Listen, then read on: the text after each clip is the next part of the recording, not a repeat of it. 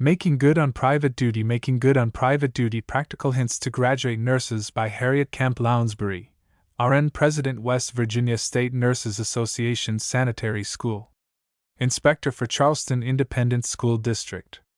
Not to be ministered unto, but to minister. Preface.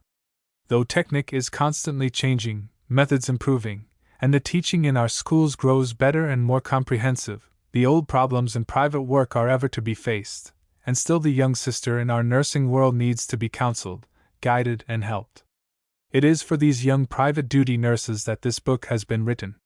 For 6 years I went up and down one of our large cities doing private nursing, and I can remember, as if it were but yesterday, the curious little sinking of the heart I used to feel as I mounted the steps of a house where there was a new patient needing my care. Would I do everything right? Could I please the patient and the friends?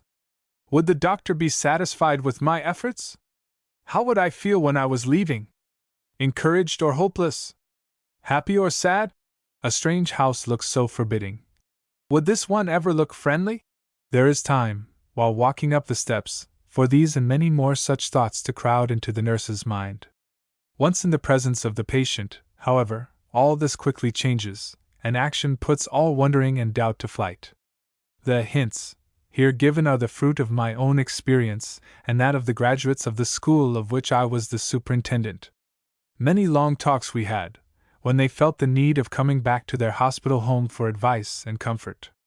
It is an earnest wish to help the young graduate over the intricate paths that the inexperienced nurse must often tread that has led me to revise some early contributions, footnote, printed by permission of the trained nurse, to the trained nurse, and write a few new ones, which have within the past year appeared in the American Journal of Nursing. In the chapter, Hints to the Obstetrical Nurse, there is little or nothing that is commonly taught in the classroom. All of that is so well done, repetition here would be tiresome. All the asepsis is familiar to every graduate. She knows how to sterilize any and everything, but sometimes she does not know the best way to wash and dry the baby's little shirts or knitted shawls. Sometimes she will not realize that if the layette cannot be purchased at a store, old table linen makes the best diapers for the newborn baby, and that his pillowcase should not have embroidery in the center. I wish in this part to give the nurse such hints that she may be able to help any woman who wishes to prepare for her confinement.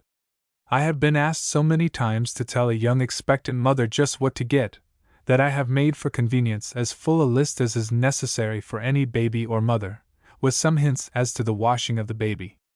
The rest it is expected every nurse who graduates from a training school would know. The table for calculating an expectant confinement was cut from a medical paper and given me by a physician some years ago. He did not know who wrote it, nor do I, but he always used it, and I have found it most accurate. The recipes I have given are, I know, reliable, having all been tested many times. Most of the articles of food every nurse has probably prepared, but exact proportions have a dreadful way of slipping out of one's memory. Whether it is a pint of milk or a quart that must be mixed with 2 eggs for a custard might not seem much of a problem to a housekeeper, but to a nurse who has perhaps not made a custard for a year it might carry many difficulties. I have tried to help in this most important part of a nurse's duty, and not only as to the food served the patient, but the manner of serving it, which last is truly to a sick person of as much importance as the food itself. The few leaves I have left blank are for such additional recipes as every nurse will gather as she goes from house to house. Any cook will be glad to give some hints as to how she does this or that, and no nurse should be too proud to learn from the cook, or anybody else.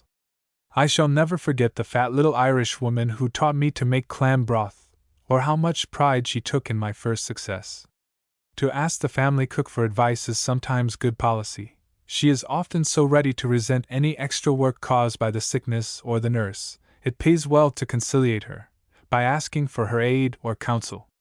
To feel that she can teach the trained nurse will often make a friend of the cook, and this will make things pleasanter all around. It is with the hope that these homely and perhaps somewhat old-fashioned hints may be of real service, that this little book is sent forth to do what good it may to those who are setting out on their professional careers. It is ever to the young that we elders look, knowing, as Mrs. Isabel Hampton Robb has truly said, Work shall be lifted from our hands and carried on to loftier ideals and higher aims by the strong young hands, hearts, and brains of future nurses. H. C. L. Charleston, West Virginia. Chapter 1. The Nurse and Her Patient 2. The Nurse and the Doctor 3. The Nurse Herself 4. The Nurse and Her Patient's Family, Friends and Servants v. General Remarks on Foods and Feeding 6. The Nurse as relating to her training school and to her fellow nurses 7. Why do nurses complain? 8. The Nurse as a Teacher 9. Convalescence X. How shall a nurse occupy her days of waiting? 11. Some hints for the obstetrical nurse 12. As to washing the baby 13. The Valley of the Shadow Eye, the Nurse and Her Patient. You may think it unnecessary for me to tell you any more about the patient. You will say, perhaps, have I had all this training, and must I yet be told how to treat a patient? I answer that you have been taught how to watch the progress of disease, how to follow intelligently the doctor's orders, also certain manual arts, your proficiency in which is unquestionably most necessary, but there is much more comprehended in the meaning of the term, a good nurse, than this. How often do we hear stories of nurses who were good, but who were skillful, but, and after the but comes a long list of such faults as do not show so much in hospital life, where the routine and the many rules and the constant supervision make them less likely to become prominent. She bangs the doors. She breaks the fine china. She wears heavy shoes. Or, she talks too much. Or, she is pretty and spends too much time over her front hair. But why go on? You have all heard such tales, ad nauseam, and if you are wise, you will set up a signpost against every one of these snares into which your sister nurses have fallen, and on this you will print in large, clear letters, Danger! Walking on this place forbidden. So much by way of apology for treating you once more to a lecture on the patient. The relation between nurse and patient should, from the first, be a more than amicable one. You have come to bestow the priceless blessing of unwearied, skillful care upon one who should thankfully receive it, and believe me, if you do not go to your patient with a feeling of thankfulness to God for allowing you to assume such a sacred trust as the care of a human life, you are in no condition to undertake the work. Your nursing should be, in a way, an exponent of your own spiritual state, looking at it in its highest aspect, an outward and visible sign of an inward and spiritual grace. In the first place, then, you must be in entire sympathy with the sick one, and here do not mistake me. By sympathy I do not mean sentimentalism. The two emotions are as far asunder as the poles. Sympathy, then, you must have, and if you do not intuitively feel it, let me tell you what to do to rouse your dormant feelings. Try earnestly to put yourself in the patient's place. Has she had an operation of some kind, and you have all night been trying to keep her quiet on her back, and she has been begging you to let her turn never so little? When you go to lie down, and have, perhaps, a backache, and feel tired, instead of settling yourself in the most comfortable position you can, lie straight and square on your back and say to yourself, now I can't turn over. And imagine you have by your side a nurse who will not let you turn. You will find out in the course of an hour that your patient has had a good excuse for all her complaints, and the next night you will know just where to slip your hand in the hollow of the back or under the shoulders to give a little ease. The patient will profit by such exercise on the part of the nurse, and your sympathies will be quickened. Never forget that the patient is sick, and you are not. You must be firm in what you know is for your patient's best good, but you must never be dictatorial or argumentative. It is hard, I know, to bear with all the foolish, unreasonable whims of sick people, but if you are true nurses you will do it. There are, however, several consoling thoughts which have always helped me, and which I will tell you. In the first place, always remember, as I said before, that the sick one is sick, and on that ground you can overlook much. In the second place, remember that it will not last long. A few days or weeks will surely bring a change. She cannot, in the nature of disease, remain for long in the very trying stage, unless indeed she have some kind of mania, and of course if that is the case, you need pay no attention to her whims. If she says white is black, let it go.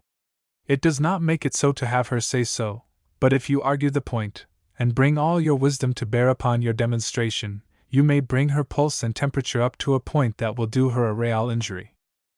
Tact, as you know, is worth everything to you, and by it you will win your way to all hearts. Try then to feel as the patient does, and you will know by instinct how to treat her, and will, perhaps, be often rewarded for some little deed by the pleased surprise with which she will say, "How did you know I wanted it done?" You need not tell her how you knew, but you may be sure she will appreciate you all the more for your prescient thoughtfulness. Her pillows may be flat and hot, her hair uncomfortable, her undersheet wrinkled or untucked from the bottom. All these and a dozen more little things can be arranged so easily, and they conduce so much to the sick one's comfort when done, that you must ever have them in your mind. Be most careful also as to your patient's belongings, her top drawer, her various boxes, and her linen closet. You must keep all these things just as she did. You may think it a very foolish thing for her to have 3 piles of handkerchiefs, each of a different age, or degree of fineness, but if that is her way, she will be better satisfied if she knows you will not lay a fine handkerchief over a more common one. So keep them as carefully divided as if they were the 2 parts of a Sedlitz powder. Hang her clothes up carefully whenever she goes back to bed, be it once or oftener during the day. Separate them and hang them up. Don't pick all up together and put them over a chair. Put her shoes away, lay the stockings on a shelf or put them inside the shoes. Fold her pretty shawl or kimono and lay it in a drawer. Let her see that you know a good thing, and know how to take care of it. Put away fine china or glass and bric-a-brac, if she is very ill, and you need space for necessary glasses or other articles. It will be a pleasant way of beguiling the tedium of some long day in her convalescence to bring forth, and arrange them in their accustomed places. Be careful of books, table covers, and all the articles of luxury and beauty you will find in many of our city houses. Remember that these things belong to someone else, though you are for the present custodian, and think how provoked you would feel if some stranger should come to your home, and even if she did nurse you back to health, she left many nicked plates, broken vases and handleless cups behind her. I think you would not want her to nurse you again. I saw recently in an English magazine devoted to nursing, a very clever article on talk. The writer, a nurse, thought subjects were scarce. She says, "We must not talk to the patient about her own complaint, that would make her morbid, or about the doctor, for that would be gossip, or the hospital, for hospitals are full of horrors, or the other nurses, for that might lead to talking scandal, or about other patients, for that would be betrayal of confidence. Now what are you to talk about when a patient is well enough to talk, and your talking to her will not hurt her? But on this point be very sure before you air your eloquence. It is indeed quite a question, and the nurse must often use all her ingenuity to keep the patient to the right subjects, for even patients, though they hold it so reprehensible in a nurse to talk gossip, do not disdain to serve up their neighbors occasionally to the nurse, with some very highly seasoned scandal sauce, and here the honor of the nurse must come into play. Let her forget it if possible. As woe will betide the poor girl if in her next place she unwittingly lets out any of the secrets she has heard in these long talks. Try then to steer clear of the neighbors. If your patient be a cultivated person, and you yourself know anything about books, you have a never-failing topic. All the latest books, the famous books, the most entertaining books, and if you can read aloud and the patient likes to hear you, read to her, and it will do both good. Only be sure not to tire her by reading too much at one time. Talk of interesting places you have visited and she will do the same, of pictures you have seen, and last, but not least, you can talk about clothes. Generally the first serious piece of business a convalescent concerns herself about is the purchase and making of some new clothes. She wants something new and fresh, and if you can give her any new ideas on the subject or tell her of any pretty materials you have seen in the shop windows, you will prove as entertaining as if you talked on any of the forbidden topics, and many times more useful. I would like, in closing this chapter, to say a word as to reading the daily papers. If your patient is a woman, she will want to know just about what you, yourself, would be interested in, and this is very easy. But if your patient is a man, it is harder to know what he will want: politics, the money market, etc., which most women skip over. If then your patient is a man, commence on the first page and read slowly the headings of the news items. When one strikes him as desirable to hear, he will tell you to read it. When you get through the news, you may turn to the editorial page and do the same there.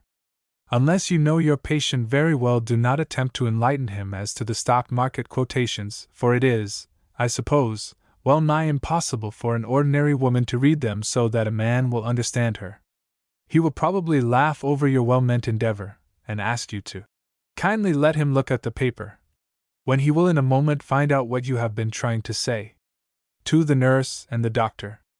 I suppose no nurse goes through a training school without being duly impressed by all the doctors on the staff of lecturers that they, the doctors, are the generals of the campaign.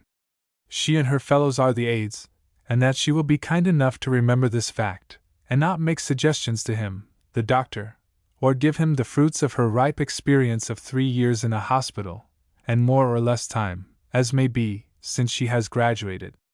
But though this I think you all know, there are some points of your connections with the doctor which may not be quite so clear. In the first place, then, remember that you are his aide, you are to help him in every way you can, you are never to work against him, never weaken the patient's confidence in him. If you do not understand why he does thus and so, ask for an explanation. If you know him pretty well, and if your questions are reasonable ones, and intelligently put, he will be glad to answer you, and explain all you wish explained.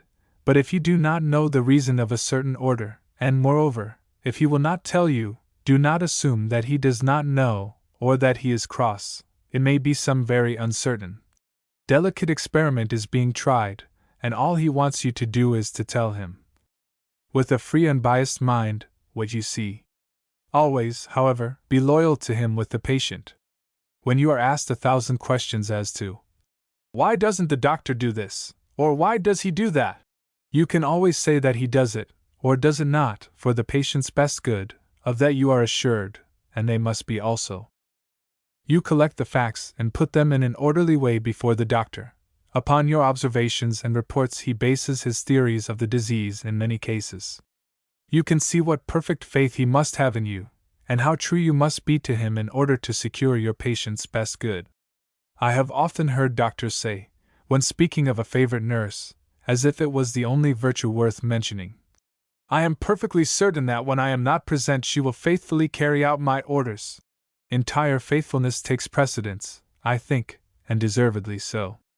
Your accomplishments may be many, but if you have not this faithfulness, this obedience to the doctor as a rudder to the ship of your professional character, no matter how great may be the load of learning and accomplishments and good intentions, your self-will and vanity will bring you to the rocks where ruin is inevitable.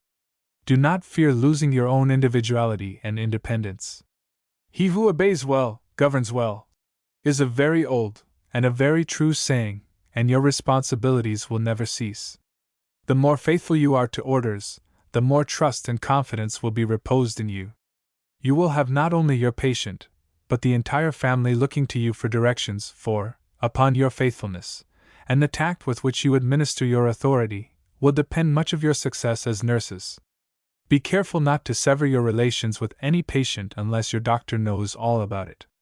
Never leave your charge, no matter how urgent the reason may be, unless you tell him. You may be sick, or the place may be unsuited to you, or you to the place, and you may know that it is best for you to go. But speak first to the doctor, tell him candidly why you wish to go, and take counsel of him how you should act. If he tells you you may go, and you know that your place must be filled, do not offer as your substitute your best friend, or anyone else. If he wishes your counsel he will ask, and then you may tell him of anyone you think will suit the position, but do not offer your friend, as he may have some favorite of his own to put in your place. Of course the patient or her friends must know about the contemplated change, that I take for granted. Having consulted the doctor, will make everything satisfactory to the most careful practitioner. So, as said before, never go away from your patient, leaving in your place a nurse whom the doctor does not know. He has, in most cases, selected you for his patient, and he wants you. You may not be all he wishes you were, but still such as you are, there you are. He knows what you can and what you cannot do, and it is a great piece of impertinence for a nurse to go away unknown to the doctor, leaving a stranger in her place.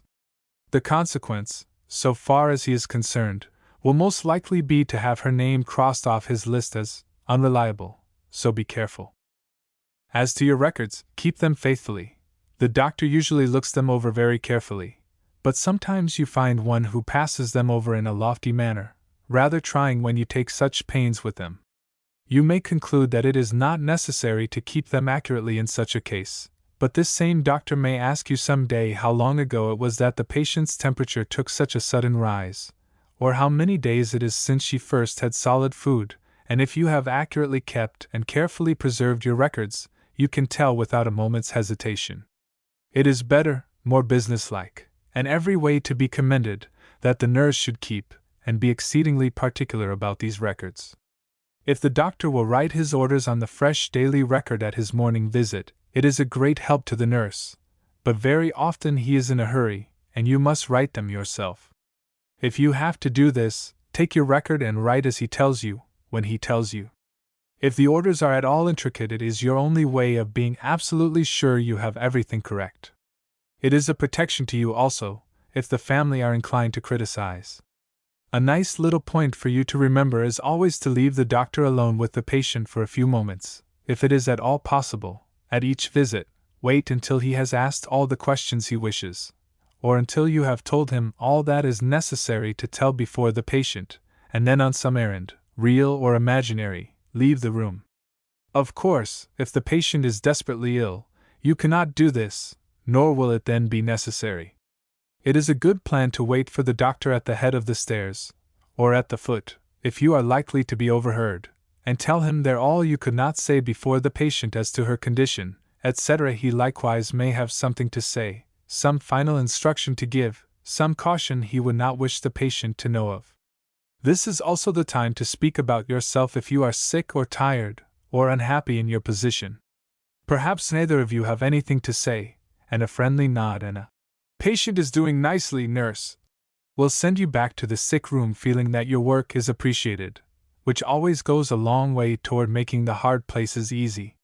Your patients may be very curious as to what you have to say to the doctor, but you can readily and truly tell them that there are many things you have to say to him that would be hard for you to say before them, and hard for them to hear too, and these are things you arrange outside.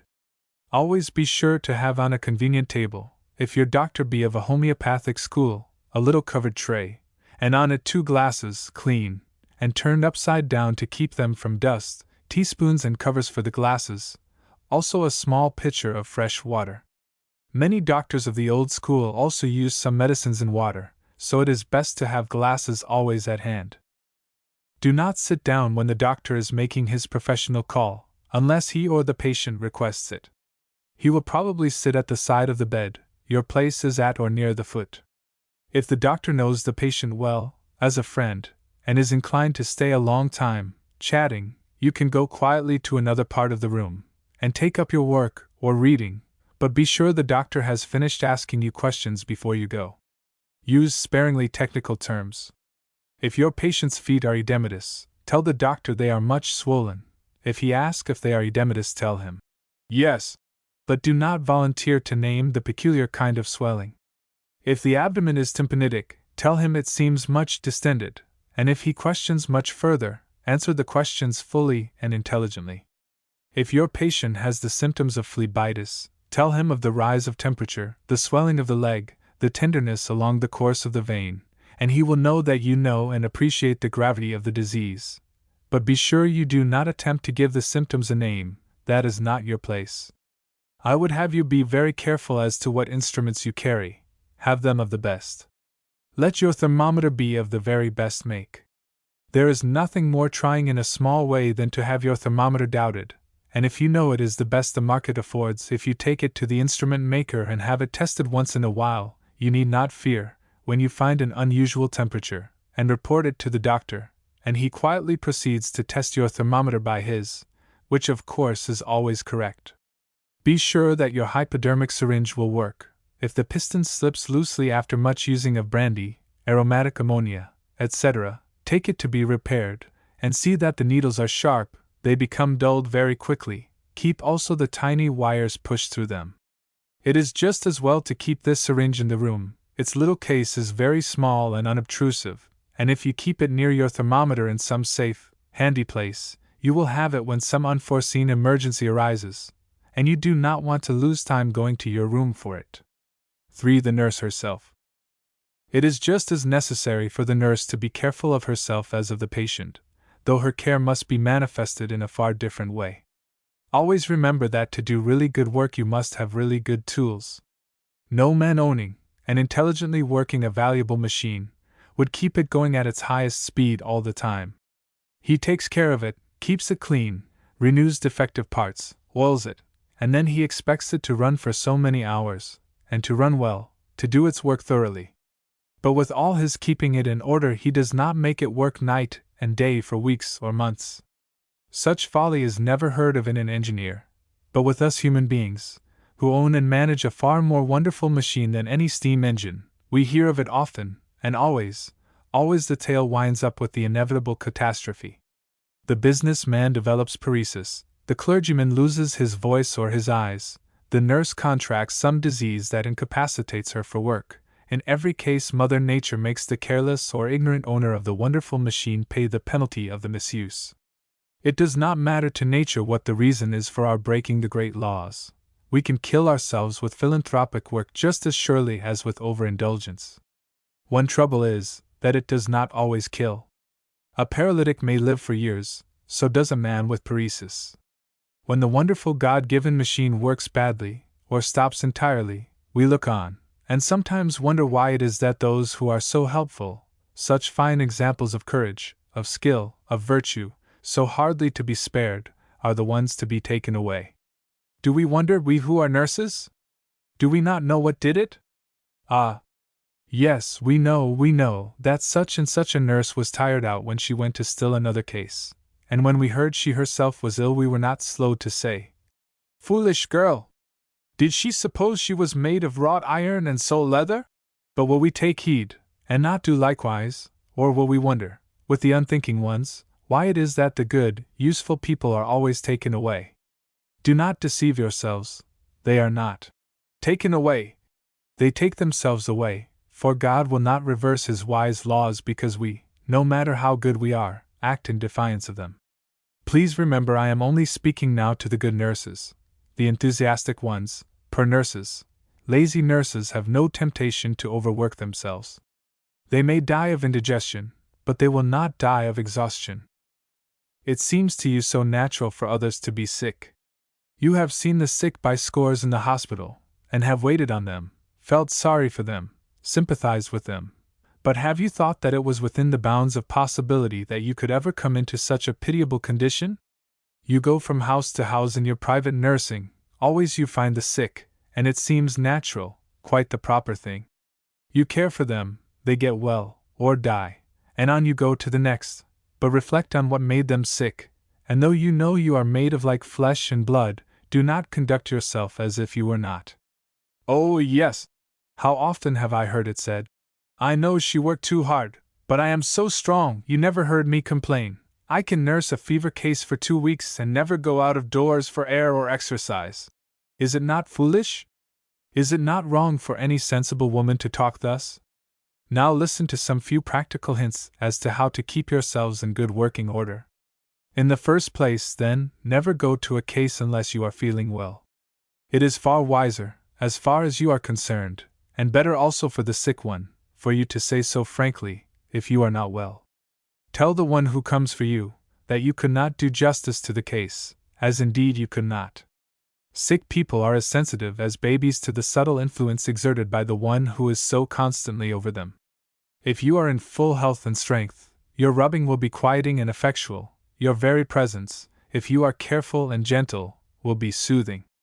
On the contrary, if you yourself are suffering and are using the nervous force you ought to be giving your patient in hiding your own malady, your presence will not be so eagerly welcomed, your patient will not know what is the matter, but she feels rather a relief when you are absent. Going to a case feeling perfectly well, the next thing is to keep well. Be careful about your eating. Your meals will of necessity be often irregular, that is unavoidable, but eat only wholesome things. Do not eat candy, and at dinner, which you will probably have in the evening after the family are through. Avoid patties, and rich puddings, ice cream, and such like. You will always find plenty of plain food and fruit in the most luxurious homes. Eat these and let the rest alone. If you want to keep your stomach and whole digestive apparatus in good order, you must care for it, and not overtax it. If you have a pretty good stomach, it will bear a good deal of abuse, but in the end it will grumble, and a dyspeptic nurse is not an attractive object. As to your night suppers, which you should always have, should your case require constant watching, I would recommend plenty of coffee, tea, or cold milk, if you can drink it, bread and butter, cold meat and fruit. Never eat candied fruits, cake, or pies at night. Have eggs if you care for them, and pickles if you like. Remember, the plainest food, the most easily digested, the most nourishing is what you must have. Believe me, you will be rewarded for the temperate use you make of all the dainties you see, by a clear complexion and good color, which will make you good to look at. Especially good for a sick person to look at. As to the nurse's night toilette, it is quite a problem sometimes as to just what is best to wear. When the patient is not ill enough for the uniform to be retained for night duty, the nurse should be comfortable enough so that she can sleep, yet dressed enough for any emergency. I think a house gown of pretty material much neater than the kimono. Be sure this fits about the shoulders, and never have loose flowing sleeves. A white frill in the neck looks very trim, and is always becoming. The corset and all tight clothes should be removed, stockings and underwear kept on. The hair should be arranged simply, but not allowed to hang in a loose braid, unless you are very sure you will not see any but the patient, and even then it may be unwise, as a braid of hair has an exasperating way of slipping from its proper place, hanging down the back, and dipping into whatever you are stooping over. Dressed thus, with night shoes to protect the feet, one can lie down on a lounge and sleep very comfortably, being freed from tight clothes, and yet being entirely presentable, no matter what happens. To undress regularly and put on the diaphanous low-neck short-sleeved night dress of the present mode, and go to bed, when you are sure you will have to get up 1 or a dozen times during the night is not good judgment, I think. You get out of a warm bed, and if you only put on your shoes and stockings, your patient must wait while you do it. If anything serious occurs suddenly, you either run the risk of taking cold from being insufficiently clad while doing what must be done, or your patient must wait while you dress, both bad. Never get into bed with your patient. This seems to most people a quite unnecessary caution, but it is the commonest experience of the successful nurse, that a woman, feeble and nervous, should ask and almost insist that she shall lie down by her, or get into bed with her. I always wonder that a sick woman cannot realize that she is not a pleasant bedfellow, but she seldom does. Of course, you are not to tell her that she is not fit to sleep with, but you can say that she needs and ought to have the whole bed to herself, and you will sit by her and hold her hand, or if she insists on it, you can lie down, with your house gown on the outside of the bed, being careful to give her plenty of space, and when she is asleep, get up quietly and lie down on your lounge, which should be placed so that you can see her every movement. Never let the patient think for a moment that you fear her disease. If she has diphtheria, do not tell her or the family that you have a delicate throat or that it is sore, and do not examine it by the help of a hand glass where any one can see you. Do not go to such cases if you really fear them, but if you go, and have reason to feel that you have contracted the disease, tell the doctor as soon as you can, and if he thinks you ill, he will send you home. Never tell a patient you have a weak back or any weakness. Tell the doctor, and he will see to it that you have rest or medicine, but do not let the patient know it. Never go about a sick room with a long face. It is enough for the sick one to have to be sick. The family's sympathies are all enlisted for her. You are there to be a help and a comfort, not an added anxiety. Of course, these remarks do not apply to any of you who are tired from a long, exhausting case. The family in such instances are ready and willing enough to let you rest. Keep your cheery manner. All higher considerations aside, it is money in your pocket to look cheerful. I have known 1 or 2 good, faithful, conscientious nurses who were dismissed from case after case, merely because they looked so doleful. It may seem curious to place a commercial value on a smile, but in reality it amounts almost to that. Be very careful to have your dresses fit you perfectly, and have them well laundered, especially do not have them too stiff. In this connection, I cannot do better than to relate an incident that I heard of some time ago.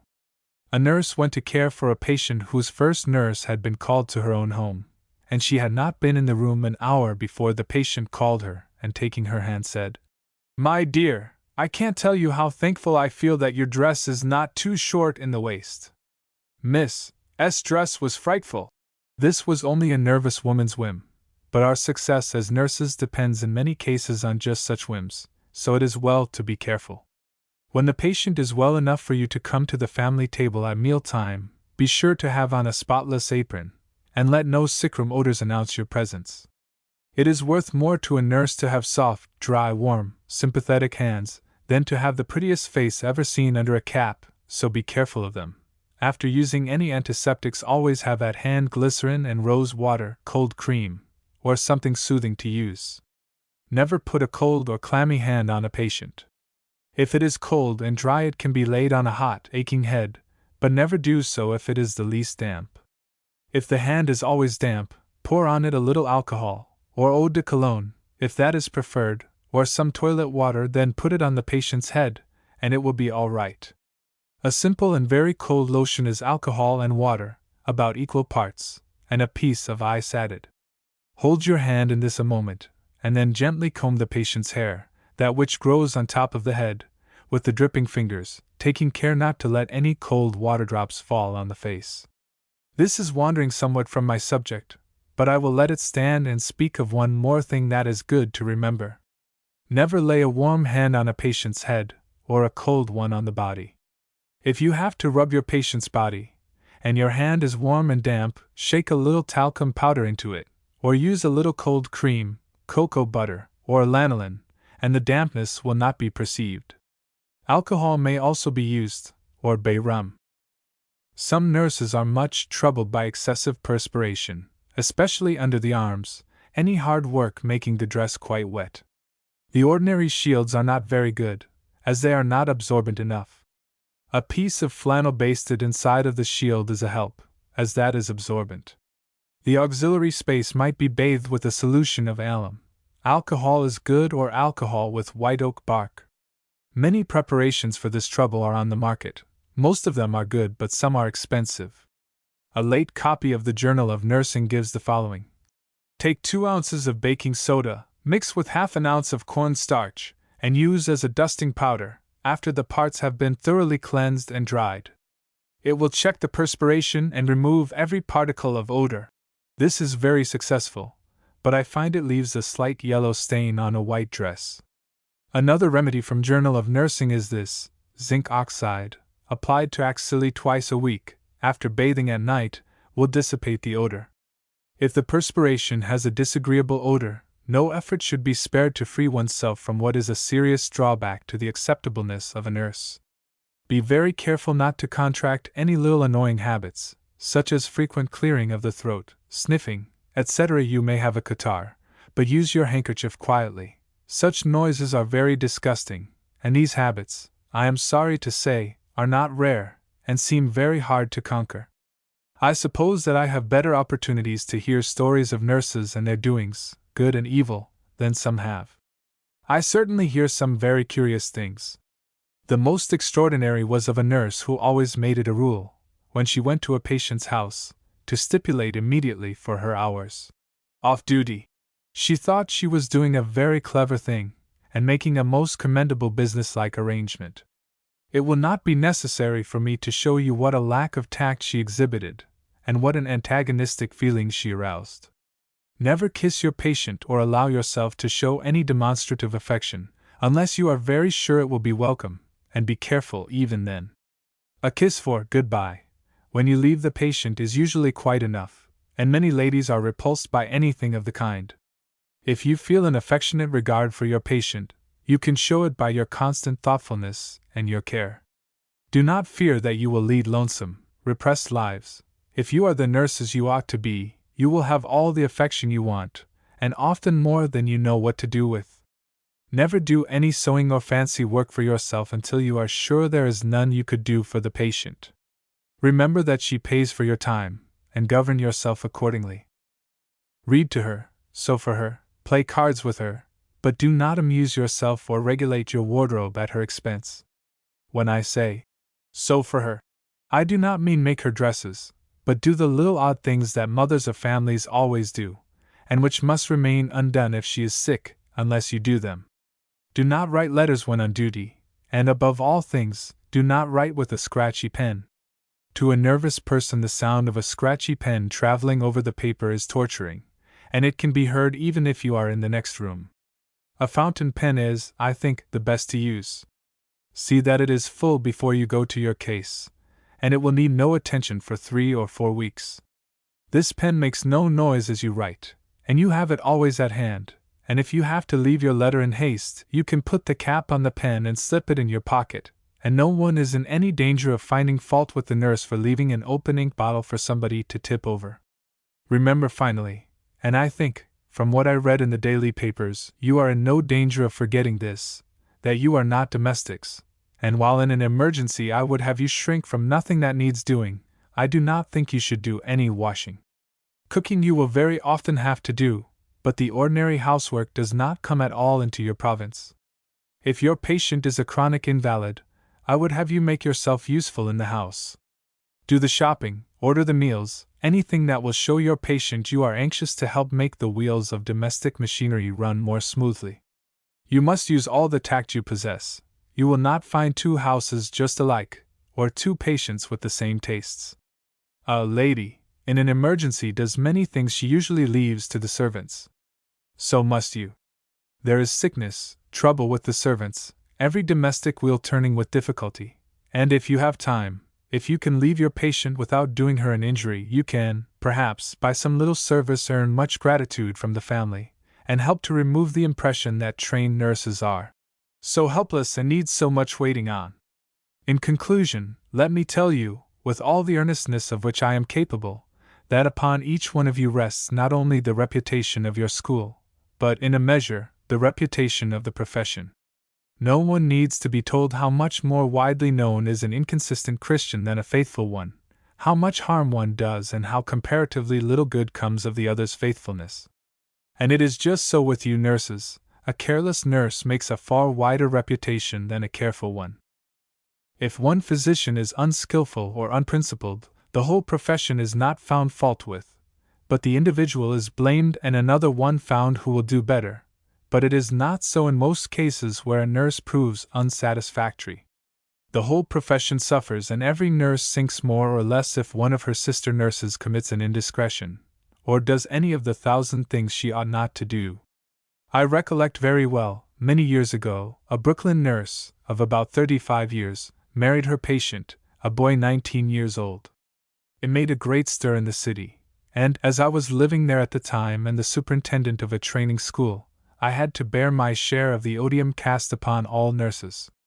For months after, almost every one I met took pains to tell me that hereafter they would keep their young sons out of the clutches of the designing nurse, and I doubt not, such slighting remarks were borne by every nurse in town, and it was not pleasant, to say the least of it, for any of us. Keep your standards high. Let nothing but the very best satisfy you, as far as you and your work are concerned. Keep your mind well informed. If it is full of scientific facts, of skillful methods, of good literature, or fine pictures, there will be no room in it for the memory of all the disagreeable things every one must encounter in one's work, and if you do not remember them, you cannot tell others of them. Finally, remember, and this lies at the root of it all, to keep your hearts right, ever thankful that you are permitted to pursue this high calling, and ever striving to be more worthy of it, with many prayers that your life and conduct may show what is better lived than talked about, the grace and peace of God, which verily do pass man's understanding. For the nurse and her patient's family, friends, and servants. Try to realize when you go to a house where there is dangerous illness, that the family is glad to see you when you come. You have come to help them, to stay with them, to comfort them by your presence, by your knowledge, by your experience. They have needed you, have sent for you, and are to pay you for your time. There is a general sense of relief when you are once fairly installed in your place by the bedside, yet you are a stranger. Your friend, the doctor, has told them what a treasure you are. Mrs. This and Mr. That have perhaps let them know how invaluable you were when at their houses. But yet they must look at you a little, they must note if you make a pleasant impression on the invalid, if you are as skillful here as you were somewhere else, if you look with scorn on the plain furniture, or how much you will be displeased that the bathroom is at the other end of the house. They do not feel exactly critical. They are too tired or too anxious for that. But still, unless everyone is too exhausted from watching to do anything but thankfully surrender everything to you, you will be pretty closely looked after at first. You must look for some espionage, and it is only right that you should be subjected to it. If your mother was lying very sick, and some stranger, having knowledge and strength superior to your own, had to come and care for her, would you not feel that though you were glad to see her, glad she would give your mother the benefit of her superior skill, yet you would wish to consider her a little, to know when she did thus and so, or if she did something you did not understand, could you refrain from asking her why she did it? Be patient, therefore, with the suggestions of the family. After all, though you know the disease and the probable course it will run, the chances for recovery, and what to do in emergency, etc., they know the patient, all her peculiarities, her likes and dislikes, and if you are wise you will get and keep many little hints from those who have cared for her before you came. If she likes milk, will she insist upon tea? Does coffee keep her awake? Does she hate the sight of gruel, or beef tea? Does she like much sugar in her drinks? All these are little matters of individual taste that you must find out for each patient, and if you have the necessary tact and forethought, you never need ask the patient one question. Usually the friends are pleased to be consulted on such small matters, and gladly tell you all you wish to know. To be sure, they generally tell much more than you asked for, but that does not matter. It is better to listen patiently for 5 minutes to someone's tiresome descriptions than to repulse them, and so lose just so much kindly feeling from the one who wished to talk to you. If the amateur nurse has been doing something actually wrong for the patient, do not tell her so. She did the best she knew how, but say, as pleasantly as you can, "I think perhaps this would make our patient more comfortable." Or, "The doctor thinks such and such things are not now necessary, and it would be better to do this way." Then you can do what you know to be right, and not hurt the feelings of the one who has preceded you, and feeling your way carefully, have everything just as it ought to be, and no one's feelings will be hurt, and no one will feel that you are looking down upon their ignorance. And here I would say that in your little confidential talks with the doctor, you could ask him to say a word to the family if they persist in doing what you know to be wrong. Ask him to give you orders before some of them, and that will set you straight in a moment. With tact, that most invaluable gift, you can get on with almost everyone, and when you find that there is no such thing as making friends with the family, you can tell the doctor, and he will let you go, but such places are very rare. Let all see that you are thoroughly interested in your patient, and do not hesitate to perform any little kindness that falls in your way for the rest of the family, and you will win all their hearts without a struggle. When you go for your rest, be sure to leave carefully written directions for the one who is to take your place, just as you do when in charge of a hospital ward. You leave your orders written out when you go for your off-duty. Show her how to keep the sickroom record, and be sure she understands it all before you leave. As for the visitors, they are often difficult to manage, and here again you must have the family help you. Of course, no visitors are allowed until the doctor gives permission. So far all is easy, but when they are admitted you will do well to make a little plan with the family. Tell them the patient may be seen at such an hour. Perhaps between 11 and 12, perhaps between 2 and 3, just as you consider her brighter in the morning or afternoon.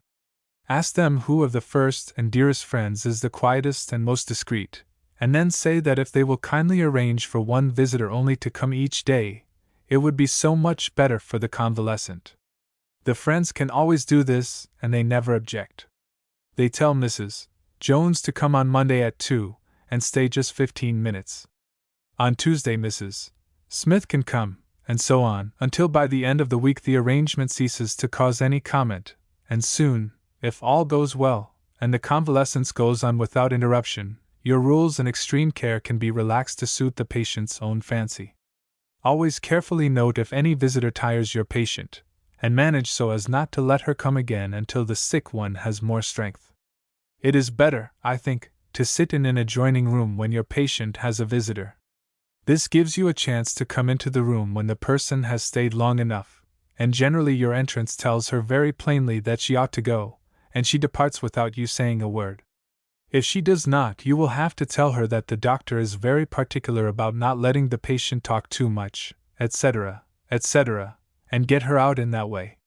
Be careful, when the visitor has gone, not to sit down and talk at length yourself. Give the patient a little nourishment, turn over her pillows, and if she seems at all wearied, make her comfortable for a nap and let her sleep.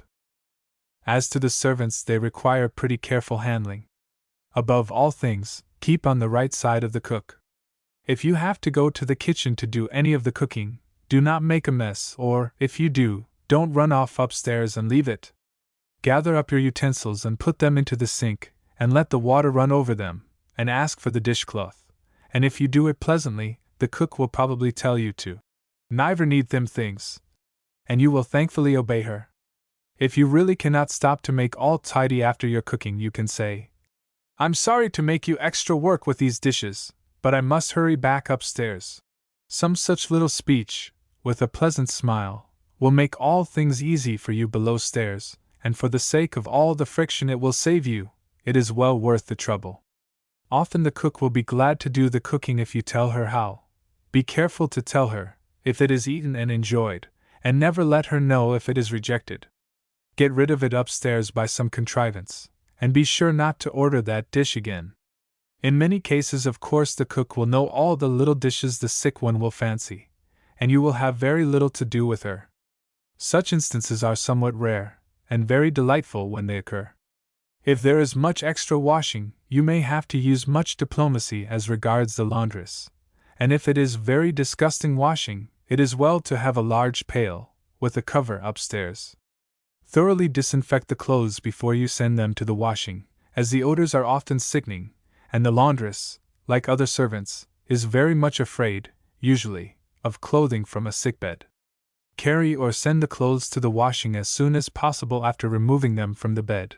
Never, on any account, allow them to remain in the room. The nurse cannot be too careful as to the amount of clothes she sends to the laundry. She should, of course, keep herself and the patient scrupulously clean, but she must reflect that private families do not have an unlimited store of towels and sheets, and if she is extravagant in this matter, it will seriously detract from her acceptability. In concluding, let me remind you that all these hints are intended for nurses going from one strange place to another, as you would in nursing fevers, or short surgical cases. Nurses who have chronic cases need none of these rules. They fall into a routine, and if they are detained in the family for any length of time, that shows that their work and methods are right, as far as that patient and family are concerned. But let them be careful when at last they leave the case, and go amongst strangers.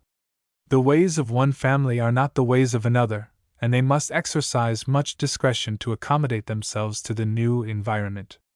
The general remarks on foods and feeding. Always have all food presented to an invalid as tempting as possible. Use pretty china and glass, if you are permitted to do so, yet not the very finest the house affords. That might make the patient nervous lest some evil befall it. Absolutely clean napkins and tray cloths, a few green leaves about the plate, a rose on the tray, the chop or piece of chicken, the bird or the piece of steak ornamented with sprigs of parsley, the cold things really cold, and the hot ones hot. These are necessities of invalids' feeding, that mark the nurse who has a proper appreciation of a sick person's delicate sensibilities.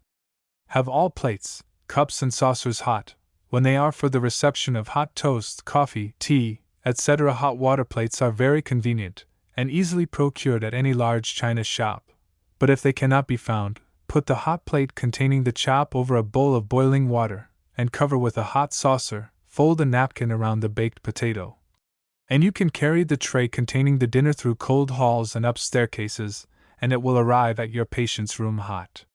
Be careful not to fill the bowl so full of hot water that it will spill. Never fill a cup so full that it will spill its contents over into the saucer. It makes a disgusting-looking mess. Have all fruit cold, oranges and grapes especially. Always look over a bunch of grapes and cut off the soft ones before you hand them to a patient. If you have foreign or California grapes, hold them for a moment under the cold water faucet and let the water run through the bunch, and all the cork dust will then be washed out. If you peel and quarter an orange for your patient, never let her see you do it, unless you are perfectly sure you will not get your hands covered with juice. Wash your hands before you bring it to be eaten. Be careful not to have any suspicion of grease about the beef tea, broths, etc. A quick and easy way to remove all grease is to fill a cup or bowl brimming full, let it stand a few moments that the grease may rise to the top, tip the cup a very little to one side, and the grease, to the last atom, will flow over the side of the cup. Pour your broth carefully into a clean hot cup, and serve. Beef juice is more palatable with a little very brown toast. Remember that an invalid hardly ever likes any food made sweet. No matter what the taste may be in health, in sickness, sweet things are nauseous. For this reason, ice cream bought at confectioners is often rejected. Salt also must be used with caution. If the mouth and lips are tender, as is often the case, use the salt sparingly in all broths, etc. If your patient cannot take milk, when, as in typhoid fever, the doctor wishes the diet to be wholly or for the most part of milk, try at first to remove the thick, bad taste by giving a little pure water or carbonic acid water after it. If that will not do, mix the carbonic acid water with it, and have both nice and cold. If a glass of milk is too much, and it will be in 9 cases out of 10, especially if it is cold, give half a glass. If that is still too much, give quarter of a glass, or put more water with it. Never repeat a dose of food if it nauseates the patient. Make some change in quantity or quality, and you will, if you watch carefully, find out the right proportions.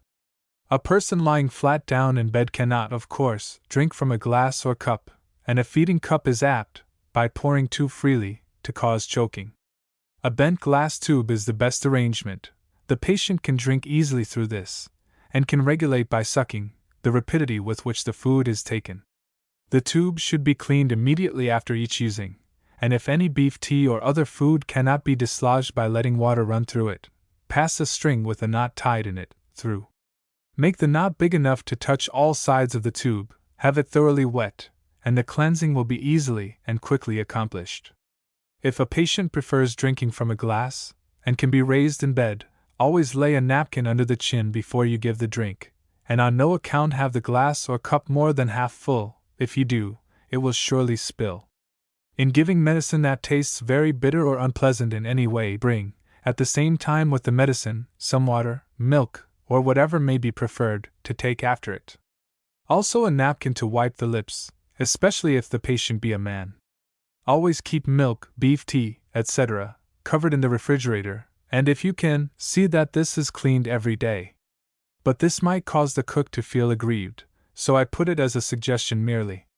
But if the refrigerator has a smell, and the cook seems touchy, the milk, etc., better be kept upstairs on some sheltered window ledge, and carefully covered. If you have your own little refrigerator upstairs, see to it that it is cleaned every day. Never put away anything in tin pails, always use earthen or china bowls or pitchers. Beef tea. Beef from the round, finely chopped and free from fat. Proportions: 1 pound, beef to 1 pint of water cold. Let the beef soak in the water, stirring occasionally, for 2 hours, then put it on the stove and heat it until the red color disappears. Never boil it. Skim off all grease, salt to taste. Beef juice. Round steak cut an inch thick. Slightly broil like beef steak for the table, cut into squares of an inch, squeeze in a lemon squeezer, skim carefully and salt. Serve either very cold, or place the cup containing the juice in a bowl of boiling water, stir carefully, and as soon as the juice is warm, serve. If left a moment too long, it is spoiled, as it curdles. 1 pound of beef makes an after-dinner coffee cup almost full of juice. Beef tea in a bottle. Put into a Mason's preserve jar, tightly corked, 1 pound of beef chopped as for ordinary beef tea. Put this into a kettle of cold water, with a saucer on the bottom, let it come slowly to a boil and boil for an hour. Take out of the bottle and squeeze the beef. Scraped beef. Take a piece of lean round steak, scrape with the edge of a spoon until the place scraped has no more meat on the surface, but only the white fiber, cut this off with a sharp knife, exposing once more a fresh surface. Season, and spread raw on bread and butter, or make into little cakes and broil slightly, according to the doctor's orders, or your patient's taste. Mutton broth. Mutton from the neck. Proportions: 1 pound of mutton to 1 quart of water. Put the mutton and the water cold on the back of the stove, let it come slowly to a boil, boil until the meat is ready to fall from the bones. After straining out all the meat, etc., add 1 tablespoonful of rice or barley. Simmer half an hour after adding rice or barley. Clam broth. Number 1. Take 1 QT clams. Strain off the juice and chop the clams fine. Return clams to the juice and simmer 1 hour. Put on to scald as much milk as juice. Strain out the clams, thicken with a little cornstarch, making about as thick as cream.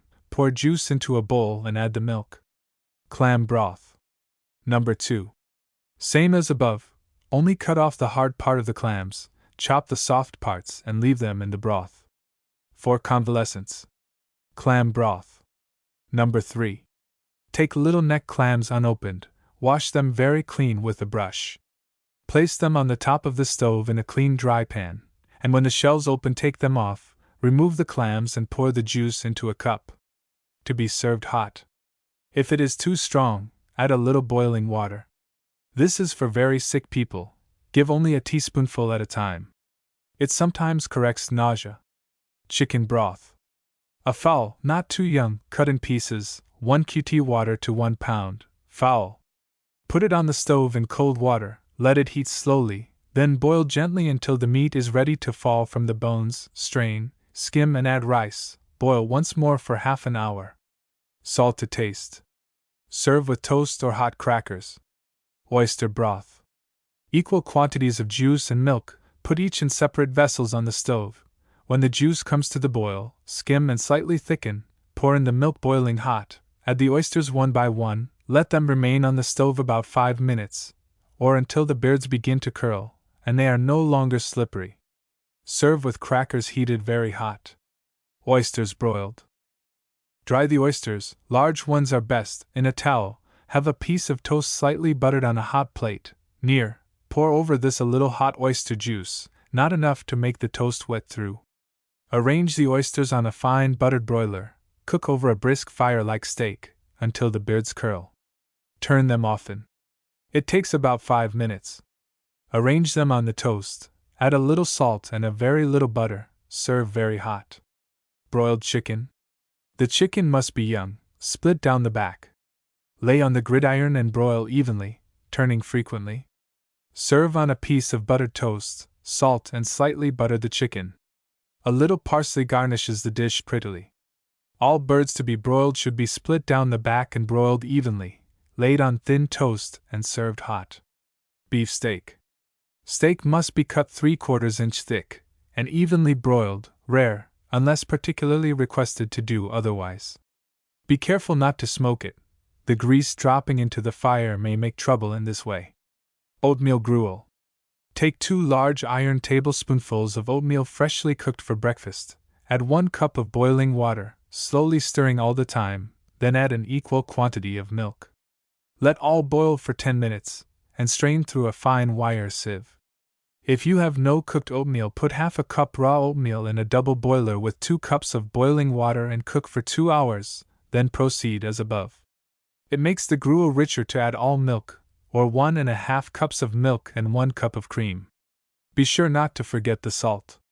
Never put any sugar in unless requested to do it by the patient.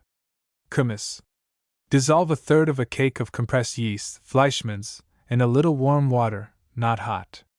Take a quart of milk fresh from the cow, or warm to blood heat, add to it a tablespoonful of sugar, and the dissolved yeast. Put the mixture in beer bottles with patent stoppers, filled to the neck, cork, and let them stand for 12 hours where the temperature is about 68 degrees or 70 degrees, then put the bottles on ice, upside down. Milk punch. 1 glass of milk, 1 or 2 tablespoonfuls of brandy, 2 teaspoons of sugar. Shake well or beat with an egg beater. Give cold. Have patient take slowly. Eggnog. 1 egg, ½ glass of milk, 2 teaspoons of sugar, 2 teaspoons of sherry or brandy ice. Beat the yolk of egg in a glass, add the sugar and beat, then a little milk, continue beating, then 4 or 5 pieces of ice about as big as a hickory nut. Add brandy, regulate to the taste of your patient, add rest of milk, beat whites of eggs and add all but a teaspoonful with which garnish the top. It should make a glass brimming full. Have a spoon with which to eat it. Egg lemonade. 1 egg, 1/2 a lemon, 2 teaspoonfuls of sugar, beat the white and yolk separately as for eggnog, add the sugar to the yolk, then the lemon juice, then the ice, lastly the white beaten to a stiff froth. Wine whey. 1 pint of boiling milk, 1/2 pint sherry, add sherry to the milk while scalding hot, stir a moment until the curd gathers, strain through a fine muslin, sweeten. To be taken cold. This takes a little practice to gather the curd as it should be done. Poached eggs. The best way of cooking for an invalid. Slip the egg, previously broken into a saucer, the fresher the egg the better, carefully into salted water which is boiling in a frying pan, then immediately set the pan at the side of the stove so that the water does not boil, keep it there for about 5 minutes. Let the water be about 2 inches deep in the iron frying pan. Each egg must be broken separately and slipped carefully into the water. When cooked so that the white is firm but jelly-like, no part being raw or hard, take it out with a skimmer and slip it on a piece of thin buttered toast, sprinkle a little salt and pepper on top, serve immediately. Garnish with parsley. Scrambled eggs. Beat 2 eggs until thoroughly mixed, add 2 tablespoonfuls of milk, salt and pepper. Pour into a very hot frying pan, buttered, and stir constantly for about 2 minutes. Pour over buttered toast. Shirred eggs. Heat the shirring cup very hot. Put in a piece of butter as big as a large pea. Shake it about and break in the egg. Let it remain on the stove a few moments and serve in the shirring cup. Sprinkle salt and pepper on it. Omelette. Beat very stiff 2 eggs, whites and yolks separately. Add 2 tablespoonfuls of milk and a little salt. Pour carefully into a small frying pan, hot and buttered. As soon as the egg is set, slip a knife under one side and fold one side over the other. Slip on a piece of toast and serve at once. A little finely minced ham or parsley flavors it very well. Rennet. 1 pint of milk slightly warmed and sweetened and flavored. Add 1 large teaspoon of liquid rennet. Stir for a moment and set it in a refrigerator. To be eaten with sugar and cream. Boiled custard. 1 pint of milk and 2 eggs. Beat the eggs, add the milk heated almost to the boiling point. Stir in 2 tablespoonfuls of sugar. Return to the double boiler, and cook for about 3 minutes, stirring gently all the time. When done, it will be about as thick as cream. Be careful not to let it cook too much as it will separate and be spoiled. Baked custard. Same ingredients and proportions as for boiled custard, only let milk be cold. Pour into custard cups. Stand these in a dripping pan half full of warm water and bake in a pretty hot oven. Watch carefully, bake 15 minutes. Thin bread and butter. Have a loaf of good homemade bread, yesterday's baking, cut off the crust, then butter the loaf and cut the slice in this way, buttering first and cutting afterwards. The slice can be made very thin and dainty, and the thinner it is, the better. A patient will sometimes relish this when tired of all kinds of toast or crackers. 6. The nurse as relating to her own training school and to her fellow nurses. Always be loyal to your own school and hospital. It may not have been in every respect perfect, but it is not necessary to tell strangers of its imperfections. Probably those in authority are just as sensible of its shortcomings as you are, and perhaps they work harder than you do to right its wrong. In any case, it does no good to tell others of the things you disapproved. It may indeed be that your criticism is one-sided and unfair, that the very rules you hated and found hard to keep are the wisest ones, and if you let strangers see that you disapprove of these wise regulations, the opinion they will form of your intelligence will certainly not be flattering to you. When you meet other nurses in your work, as you are sure to do, and when you compare your school with the one the other nurse came from, try to realize that the other school is neither wholly above nor wholly below your own.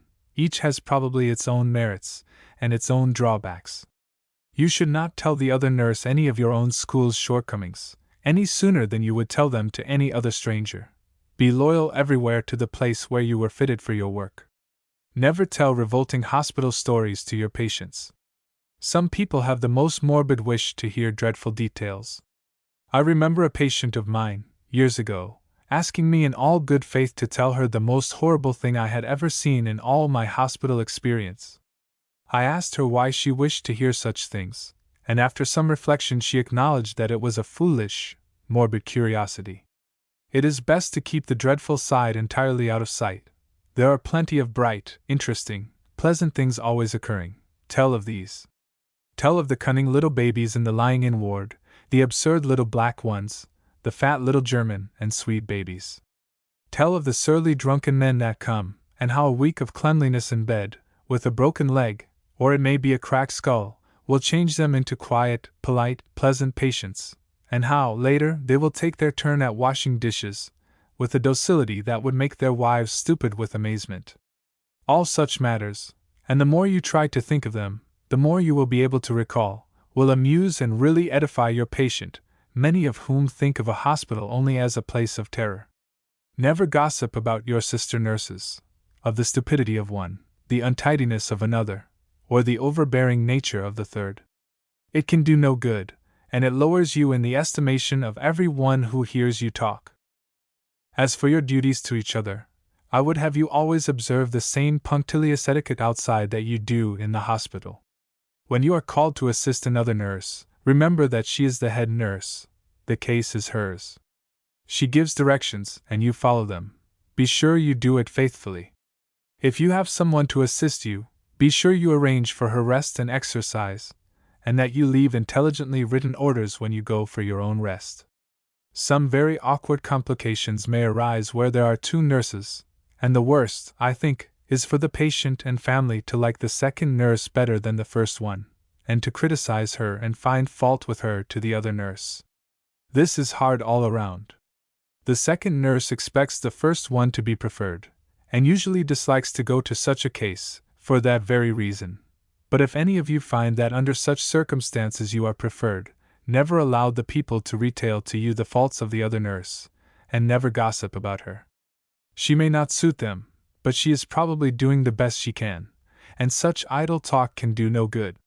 If they will talk, make all the excuses for her you can, and never let her suspect from any action of yours that you are preferred above her. If, on the other hand, you are the first nurse and some second one is called in, and preferred before you, study her well. See how it is that she wins the patient's confidence, when you did not. Try to find out, in a quiet way, wherein lies her charm. If it is quietness, exactness, cheerfulness, or ready tact, it must be something, and if you are clever you must see how it happens that she is preferred. It will be a good lesson for you. Perhaps you will never have such another chance for learning what you have found out by experience you lack. So do not waste your time by allowing yourself to feel jealous, but use it as a time of study, and you may reap a rich reward by winning your next patient's confidence. 7. Why do nurses complain? It seems to some of us, judging from the prevailing tone of nurses' conversations, that this is a veritable age of discontent.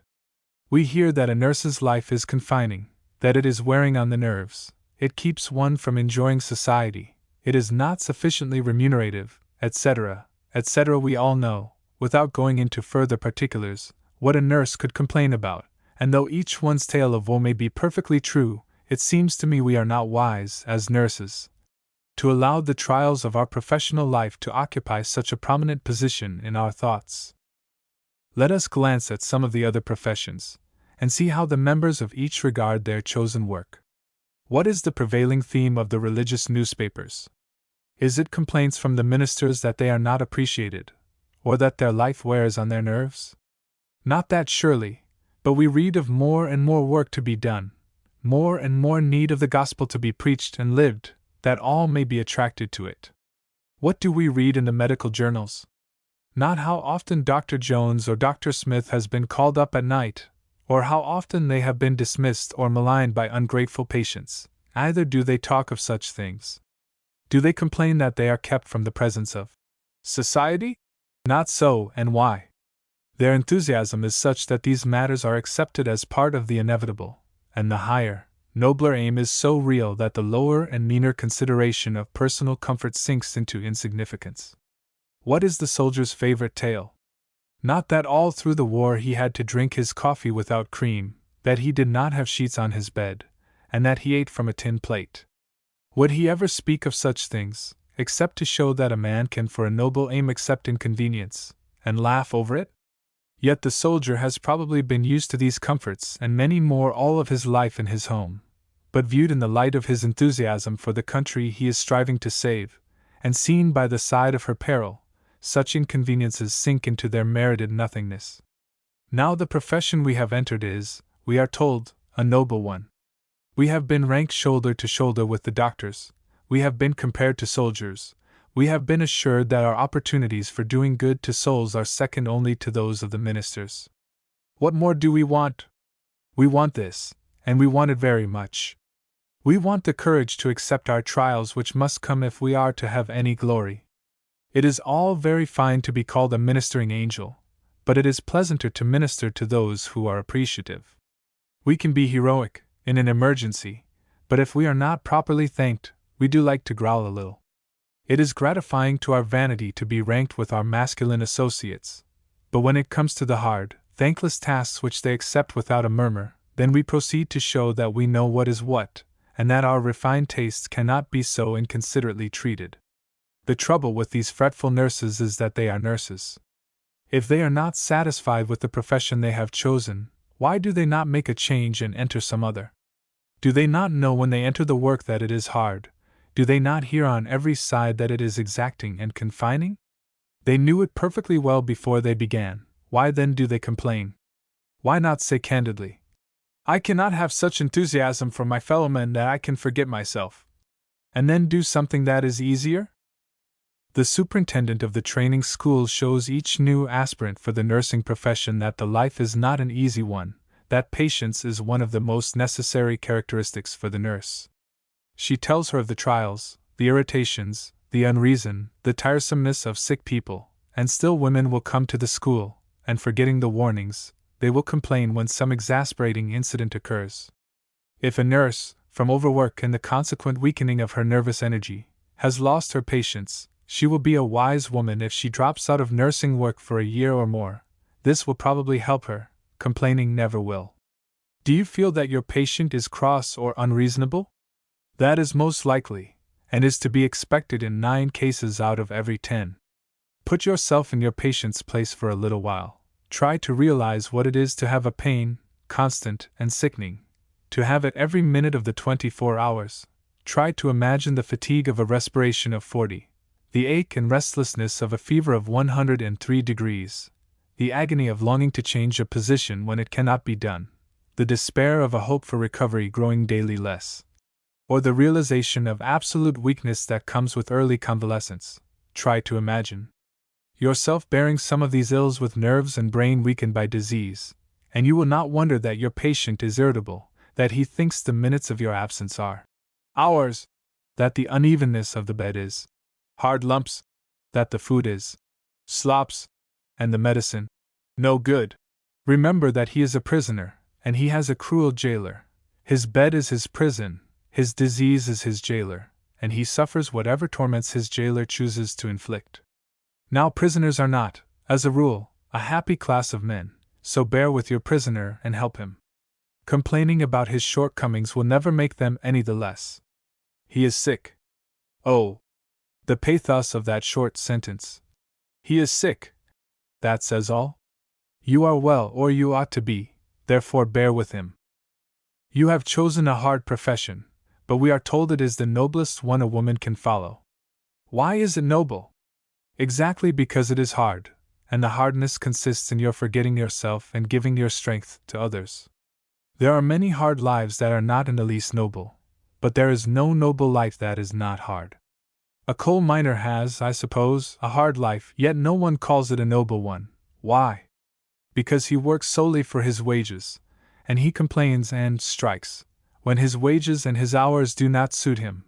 But a doctor going from house to house, and in spite of all discouragements carrying cheer and hope, a city missionary going to the degraded, the ignorant, and by his own efforts helping his fellow men to a better life, to a knowledge of God. These are noble lives. You can see I am sure the difference, and you will not gainsay me when I assure you that the doctor and the missionary, though they may not be satisfied with themselves, or with their manner of working, are happy men, happy because they live outside of themselves.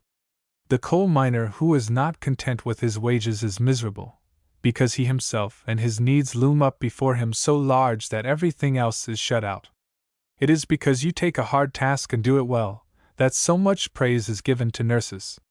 If you undertake a difficult task and fret over it all the time you are doing it, if you propose to benefit your fellow creatures and grumble because you have not comforts, or appreciation, or gratitude, where does the nobility go?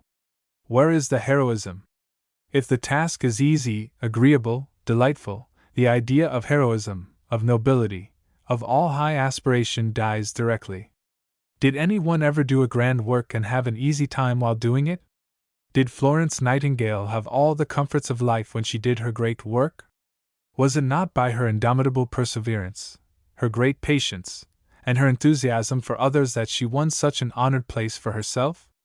You know almost before I say it, that there can be no loftiness of purpose, no enthusiasm, if there are not difficulties to be conquered, and you all know that complaining about sick people will never alter their characteristics, and that complaining about the nervousness of the relatives will never make less unreasoning, when they are fearful that a loved one is going to die.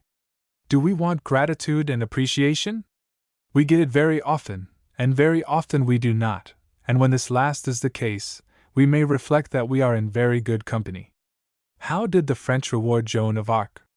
The warmth of their gratitude led her to the stake. Galileo, as reward for his discovery, was put into prison and loaded with chains, as were also Christopher Columbus and Sir Walter Raleigh, a notable company these, and every one suffered from the ingratitude of their fellowmen. Many more examples you must call to mind, of ingratitude more base than anything we shall ever be called upon to bear. The profession of nursing is still one of the most recent that women have engaged in. The world had until the past few decades been so used to being nursed by the old-fashioned nurse, who was a servant, and who never expected any treatment but that of a servant, that it has taken some years to always remember that we are not servants, in the usual acceptation of the term. But no one will be convinced of the fact that we are ladies by our telling them so. If you are a lady, with a lady's refinement, every one in the house will know it, will feel it, and you will never mention the subject. They must feel it, then there will be no arguing on the subject. It must be demonstrated by your deftness, your quietness, your cheerfulness, your education, your intelligence, your quick appreciation of other good qualities. We must all of us show the world that it is being nursed by its compeers, that a lady can do even the most revolting service in a way that robs it of its difficulties, and when the hard part of the illness is over, when your patient is ready and anxious to be entertained, you can show that you are not a machine for carrying out the doctor's orders, that you are capable of something more than the ability to take temperature, pulse, and respiration. We must remember that even yet we are, in a way, pioneers of one part of that great woman movement in the world. It is not enough to educate one family up to the realization that we are its equals. The next house we go to, the same work may have to be done over again, but each time it is done, and done well, the whole profession has been benefited, which is an aim worth striving for. 8. The nurse as a teacher. It does not occur to every nurse, when she graduates, that she has been preparing herself, during all these strenuous years of study and hospital work, for the life of a teacher. She fondly imagines that she is a nurse, and only that. But after she has been doing private duty for a year or more, she realizes that she is generally a teacher as well as a nurse, and that often she is a missionary also. Perhaps no private duty nurse needs to be told what subject she must teach. The patient or the patient's friends never let her rest until she has told the why of everything she does or does not. There are, however, some important subjects that the nurse teacher should try to make very clear to every patient.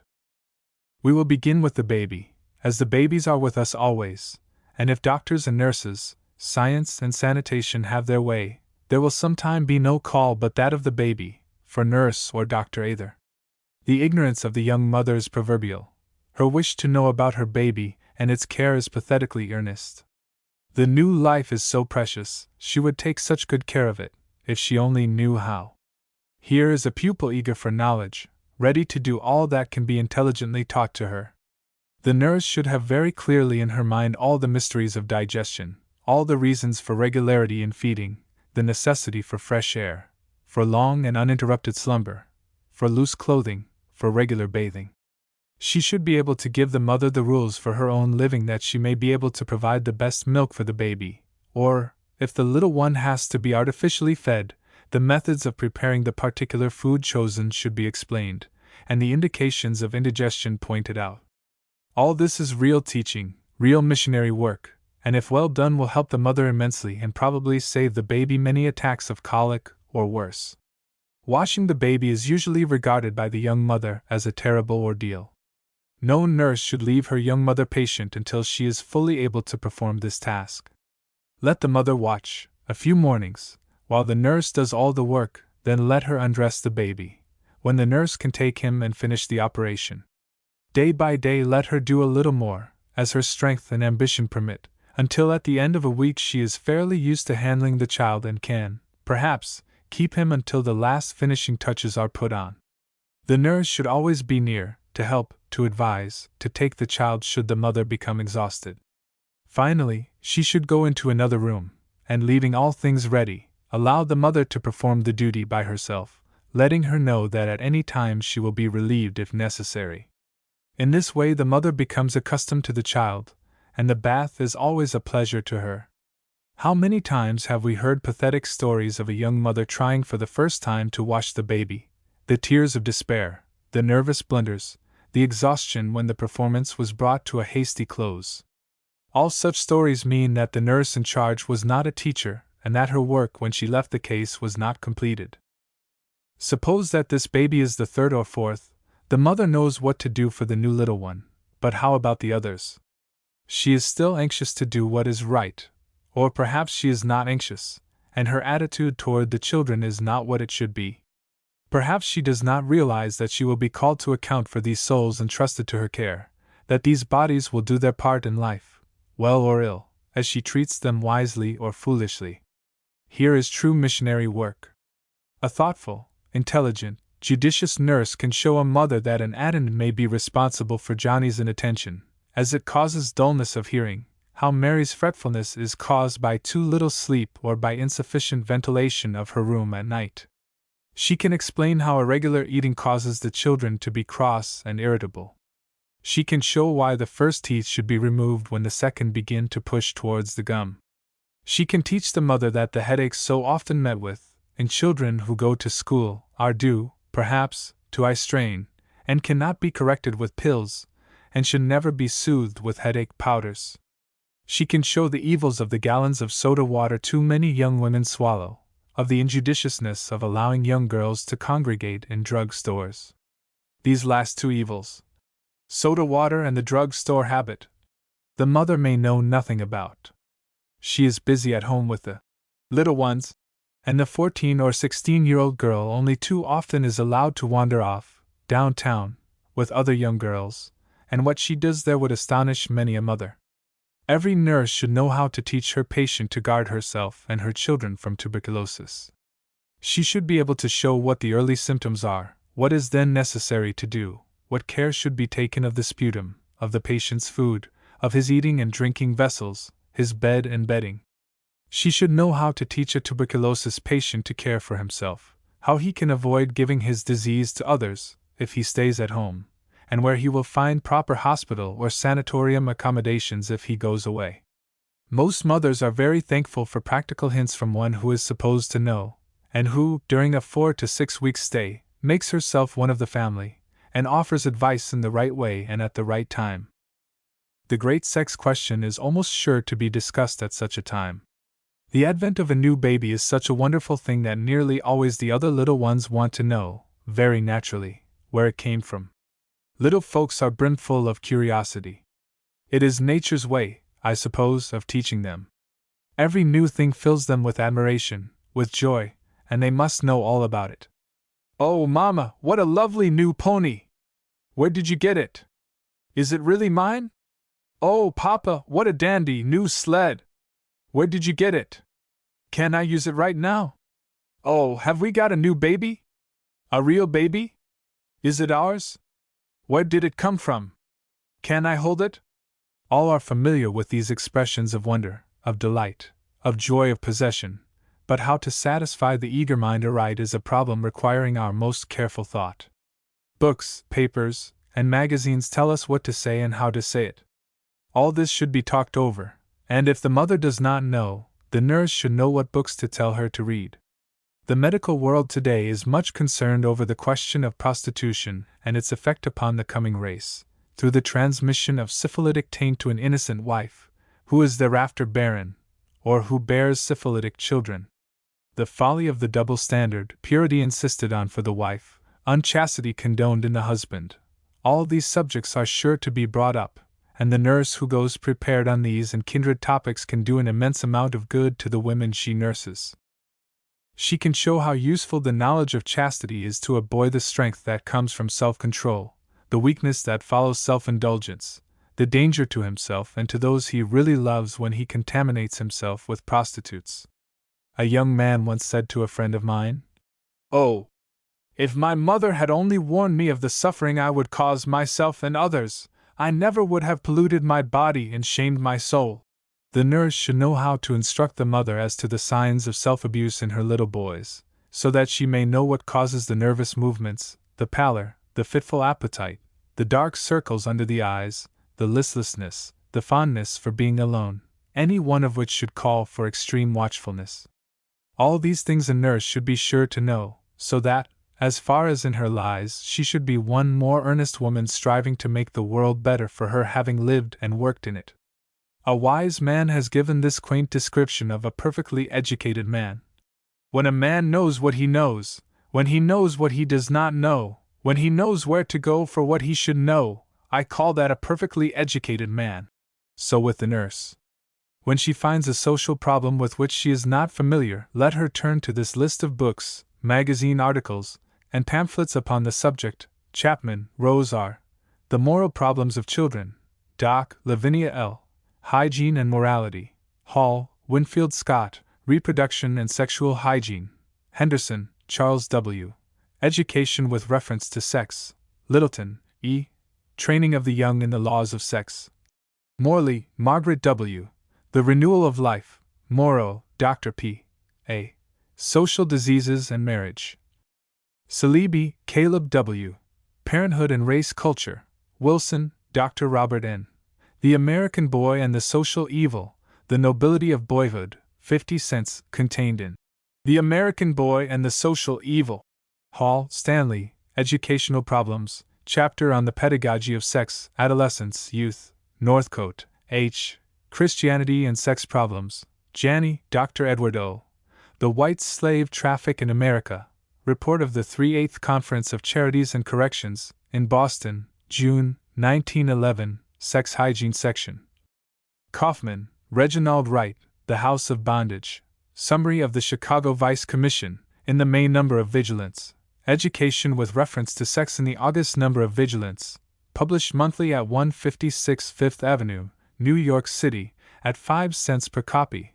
The Cause of Decency, Theodore Roosevelt, Outlook, July 15, 1911. Articles on the Causes of Prostitution in Collier's Weekly, from time to time, since April 1, by Reginald Wright Kaufman. Articles on the necessity for teaching sex hygiene in Good Housekeeping, beginning with the September number. Dr. Dale's articles on moral prophylaxis, in the Journal of Nursing since the July number. Instructing Children in the Origin of Life, Elizabeth Robinson Scoville, in October Journal of Nursing. Leaflets and pamphlets published by American Motherhood, 188 Main Street, Cooperstown, New York. Publications of the American Association of Sanitary and Moral Prophylaxis, New York City, Journal of Nursing, February, 1912. One last word and I have finished. Be careful, oh so careful, that your instructions are acceptable, that your pupil is anxious to be taught. Most mothers are anxious on these subjects. If one is encountered who does not care, first try to make her care, and this is a task, indeed, and then teach her what to do and how to do it. 9. Convalescence. One frequently hears the private duty nurse deplore the necessity of her remaining with a patient during convalescence. "I wish," such a one would say, "that I never need stay with a patient after the temperature has been normal for 10 days. Or, I do not mind the first 2 weeks of an obstetric case, then there is something to do, but after that I am ready to leave." Or again, "When my patient is ready to go out driving, I always wish she would drive me home. Half-sick people are not to my taste." I have often wondered if this feeling is not caused by the atmosphere of the hospital, which has, during training, been the nurse's home, the hospital, where the patient leaves at the earliest possible moment of recovery, to make room for someone else. The pupil nurse gets used to the excitement of critical illness, used to the hard work of constant watching and fighting for the patient's lives, and that, and only that, it seems to her, is nursing. So when she goes to her private cases, and her patient has a long period of convalescence, she feels out of place, she does not seem to be doing what she was trained to do, and she frets over it, until some happy day when the doctor releases her, and she is at liberty to go once more to someone who is at death's door. Nurses seem to feel that caring for a convalescent is not nursing, but there they are mistaken. After a serious illness, it takes a long time to restore the patient to perfect health. Some function may need the close watching which only trained eyes can give, and it is not beneath the dignity of the nurse to remain and keep watch until every part is once more in perfect working order. Many nurses feel that it is not nursing to amuse a patient, but it is nursing to help him on to the healthy plane from which he has fallen, to play games with an invalid and to watch him, to read with him, and to watch, to walk or ride or travel with him, and to watch, always to watch, that the dreaded symptom does not appear, that the one part which still needs care gets it. A surgeon does not spend all day, every day, with his gloves on, and his scalpel in his hand. He is not always operating, or even arranging for operations. He can find time to see patients, to sit and talk with them, to advise them, to cheer them, even to tell funny stories to them, but all the time he is watching them. A lawyer is not always pleading in the courtroom. A clergyman is not forever in the pulpit. The lawyer, when talking to his client, is just as truly a lawyer. The clergyman, when visiting his congregation, is just as truly a clergyman. The sermon on Sunday is the climax, if I may so express it, of his week's work. The lawyer's speech to the jury is the point to which all his efforts tend after, perhaps, weeks of preparation. So the convalescence of a patient is the post-climax of the nurse's undertaking. She begins with the climax, severe illness, operation, or obstetric case, whatever it may be. Gradually the stress lessens, the whole atmosphere of the house becomes natural as the patient progresses toward recovery. But the process is not complete, and the nurse's work is not done until the doctor pronounces her trained care no longer necessary. Then she may go and feel that her work has been thoroughly done, no small comfort surely. I wish I could show my young sister nurses how good for them this period of the patient's convalescence might be. The delightful rest of regular sleep, and regular meals comfortably eaten at a table instead of in solitude from a tray, the opportunity for regular exercise. These things come as a real luxury when one has been nursing a critically ill patient, and anxiety has been with one, night and day. This is the period when the nurse's nerves, strained to their utmost, can regain their tone, where the responsibility borne by the doctor and shared by the nurse is not so great a weight, and the knowledge of one more victory over death, one more human life saved, gives a joyousness to the day that is good to experience. The satisfaction of knowing that by your help the patient has come, perhaps, from the gates of death, the pleasure of noting day by day the return of healthful sensations, the gradual ever-growing desire to once more take his accustomed place in the life-work that has been interrupted, all these are missed by the nurse who flies from convalescence. May it not be that the change in occupation has something to do with this unwillingness to remain with a patient when he is convalescing? When a temperature has to be taken but once a day, or when the doctor only makes visits twice a week, when all the routine of the sickroom gives way to a more natural atmosphere, many nurses do not feel at ease, they do not read aloud pleasantly, they do not care for books, and if the patient asks for this amusement, the reading is a torment to the nurse, and I imagine it does not afford much pleasure to the listener. A nurse once gave me a graphic description of her efforts to read Romola to a convalescent typhoid patient. The poor nurse knew nothing of Florence, or of the Italian language, and her struggles over the foreign words in that book must have been funny enough. Her patient was not much edified, of that I am certain. If a nurse does not read aloud understandingly, she should make every effort to learn. She thereby increases her usefulness, and makes herself more acceptable to her patients. She adds to her own value. She is worth more. No nurse can tell when this method of passing the weary hours will be required of her, as it is almost certain that a patient of intelligence will ask for some mental refreshment. Another pleasant way to pass the long hours of convalescence is by playing games with your patient. I am sure no training school for nurses has added the study of cribbage, pinochle, bezique, chess, checkers, backgammon, or dominoes to its curriculum. All these are two-handed games, the playing of which will help the convalescent to forget himself and his past illness and present weakness. The nurse, if she knows only one game that is unfamiliar to the patient, gives him new thoughts while she teaches him, and it is quite astonishing how much pleasure such simple things can give both to teacher and pupil. I would suggest that nurses in their clubhouses or homes could profitably fill some vacant evenings practicing these two-handed games. I am sure they would never regret the time so spent. If the convalescent is a woman, the means of amusing her are more varied and more congenial perhaps.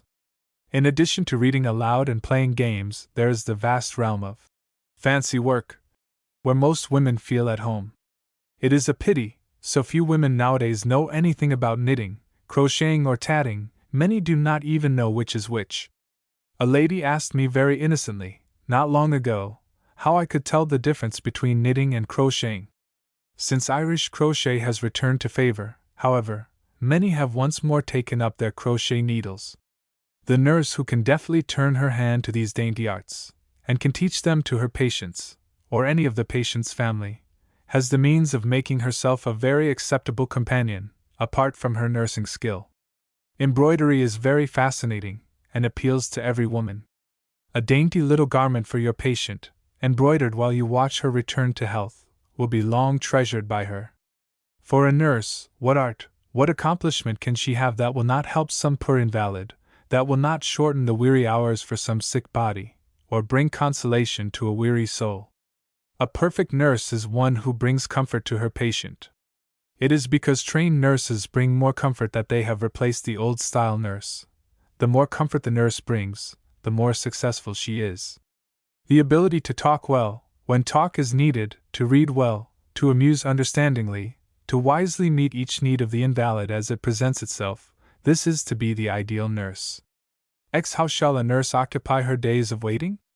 To many nurses the time between cases is dreaded as a period when money is being spent for necessary maintenance, and none is coming in, a nervous time, as the ring of the telephone which may mean a call is wished for or dreaded, perhaps both, an anxious time, as no one knows how long she may have to wait, a dreary time, as the days drag on and still no call comes.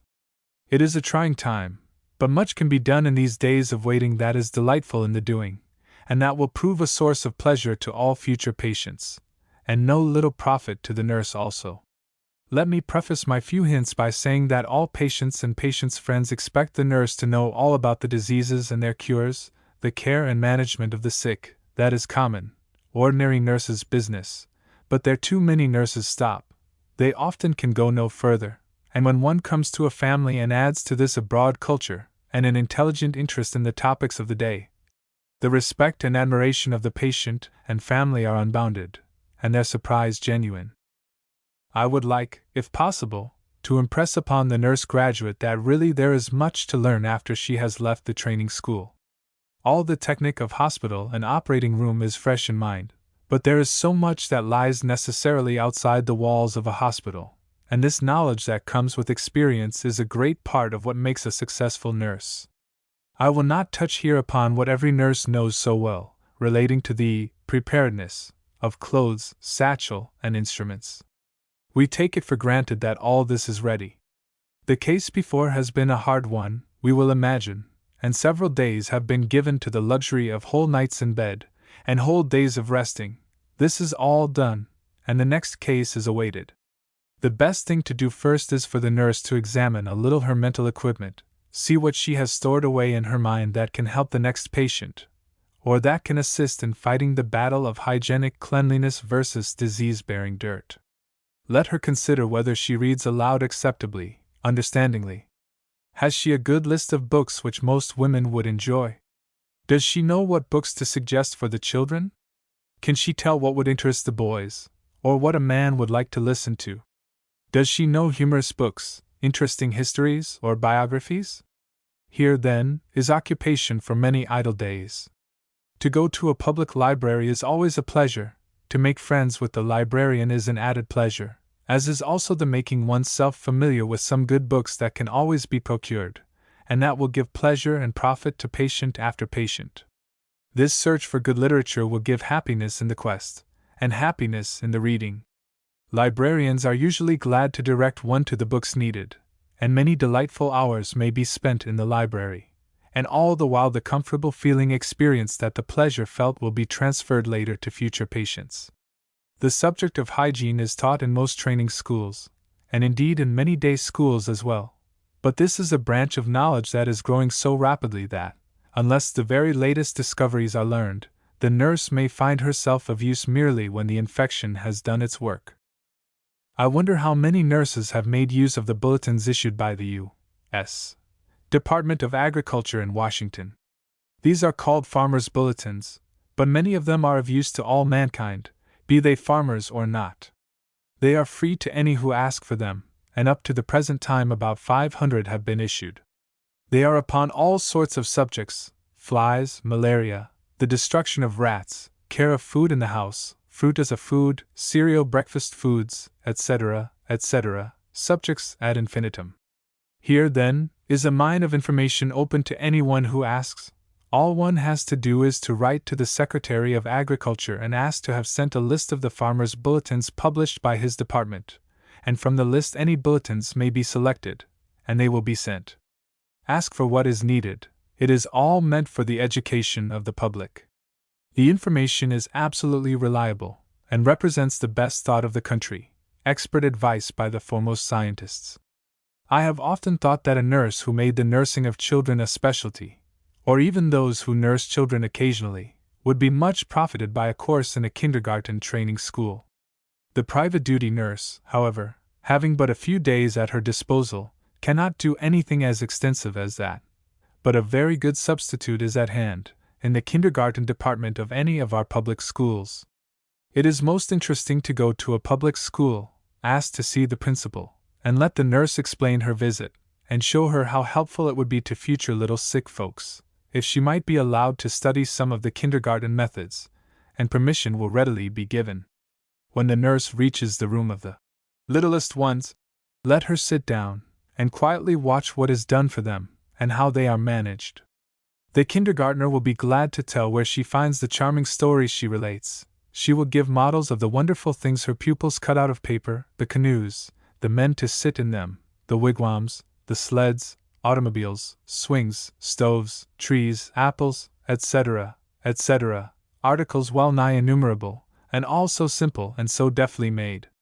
A small convalescent could be amused for weeks with the things one could learn in a few hours in one of our city kindergartens. I speak of the things I know, for I have tried it, and I never yet found a principal who was not glad to have her kindergarten studied, nor a kindergartner who was not pleased to know that she could assist in the work of nursing sick children, even in this seemingly roundabout way. In all of our large cities are fine art galleries, and in many there are fine loan collections on exhibition every summer. There are, besides pictures in these loan collections, many things, some curious, some beautiful, and all of them interesting. Some days spent in these galleries will bring much knowledge and beauty into one's life. Time must be taken for these visits. No one can appreciate the patience and skill of Oriental handiwork in a hurry. If unacquainted with the exhibits, a catalogue should be purchased, and each one studied until one knows why it is there, and what is its beauty. I remember seeing, one day, in a collection, a cup of jade, with a very finely wrought handle. I thought it fine, but did not appreciate it until the custodian told me that it took the artist 20 years to carve that one cup, Jade is such a hard stone. This cup was so valuable that the Kensington Museum, in England, had paid an immense sum of money for it, as a nearly perfect specimen. This information was my reward for close study of an exhibit. In these exhibitions one could spend many vacant days with much pleasure and profit. In whatever town a nurse lives, she should familiarize herself with the philanthropic efforts of the place. In the largest cities it is not possible to know them all, but she should know about some of the settlement work, the day nurseries, the babies' hospitals, the rescue work, the homes for aged. Of course she will know about the hospitals and dispensaries, but what is done for the poor, the ignorant, the sinful, and the stranger, these she should learn. Many times she could do much to help these institutions, by relating, simply and truthfully, when occasion offers, what she has seen, of the great needs of such efforts, and the heroic work of those who go down and live amongst the needy and try to uplift them. Many a rich, idle patient might become interested and give money, if not time, to help in these good works, and my experience shows that they generally need all the help they can get. So the nurse should know about the anti-tuberculosis work, the night schools, the playgrounds on the roofs of the schoolhouses, all the philanthropic work of her town, and she cannot know about it unless she takes some of her vacant days, her days of waiting, and turns them into days of learning, and the expansion of both her mind and her heart. Another pleasant way to spend some days of waiting is to study the trolley system of the town where you live. Learn how far it can go, to how many other towns. If a river is near, become familiar with its steamboats. Excursions on boat or trolley will be delightful, and will teach the best routes, the best terminal stations, and the best restaurants, and some day when a patient is well enough to take an excursion, some part of his own immediate neighborhood may be shown him which he has never seen before. Believe me, all this will be appreciated. Space fails me to tell of music to be heard, theaters to be enjoyed, and all to be used hereafter for the benefit of those to whom you will be called to minister. The information constantly gathered in the days of waiting, rightly used, intelligently imparted to the patient or her friends, will make of the nurse such a broad-minded, sympathetic woman that everyone who employs her will appreciate the fact that she has a wide culture, and brings to her patient something besides mere technical skill. 11. Some hints for the obstetrical nurse. The baby's wardrobe. When a nurse goes to see a woman who wishes to engage her, some months hence, to care for her baby and herself, it is very nice to be able to give her, should she ask, a list of all the things she will need, both for her own comfort and the baby's. The following is a good sensible wardrobe, and will be found ample, though many articles more or less fanciful will, most probably, be added by friends. The things enumerated below should last the baby until he is put into short clothes. Slips 10. Dresses 8 to 10. Pinning blankets 4. Flannel skirts 4. White skirts 5. Shirts 4. Bands plain flannel 4. Bands jersey made 4. Diapers first size, 17 inches square, 20. Diapers second size, 20 inches square, 30. Diapers third size, 26 inches square, 30. Knitted blankets, plain white 2, if with any color, 4 to 6. Knitted sacks for 2 sizes. Little pillow, hair 6 cases. Crib sheets 6. Crib blankets 2. For basket. 2 small gold safety pins. Large safety pins eye box. Small safety pins eye box. Powder box and puff. Cowdery's powder. Small box of equal parts borax and powdered sugar. Old damask towels. 1 cake old white Castile soap, or Colgate's nursery soap. 1 bottle unscented Vaseline. As many sachets as you can get. Some few yards of the narrowest ribbon, pink and blue. 2 old handkerchiefs. 1 lap protector. Brush and comb. Absorbent cotton. For the mother. All the old sheets in the house.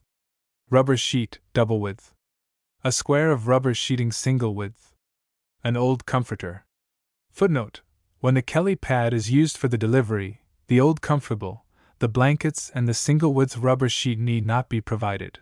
2 or 3 old blankets. Fountain syringe. Paper basin. Towels ad libitum. 6 or 7 night dresses, 3 of them old. Undershirts, if worn in bed, 4 large. Bandages, 6. Cheesecloth, 10 yards. Absorbent cotton, 2 pounds. A large flannel sacque, or a nightingale. Soft unbleached muslin, 2 or 3 yards. Colgate's fumigating wafers, I box. Bedpan, I. Layets can be purchased at any good department store, but many expectant mothers prefer to make all the clothes for the little one. These lists are for the benefit of these mothers. These look, perhaps, like 2 very formidable lists, but a second glance will convince anyone that all these articles are absolutely necessary, and none of them are expensive. The slips should be made very plainly. The material may be as fine as can be bought, but beyond a few tucks about the yoke, and a little lace or fine embroidery about neck and sleeves, should be perfectly plain. The dresses, of course, are somewhat more elaborate, but the fashion now decrees that infants' clothing shall be perfectly plain, and a most sensible fashion it is.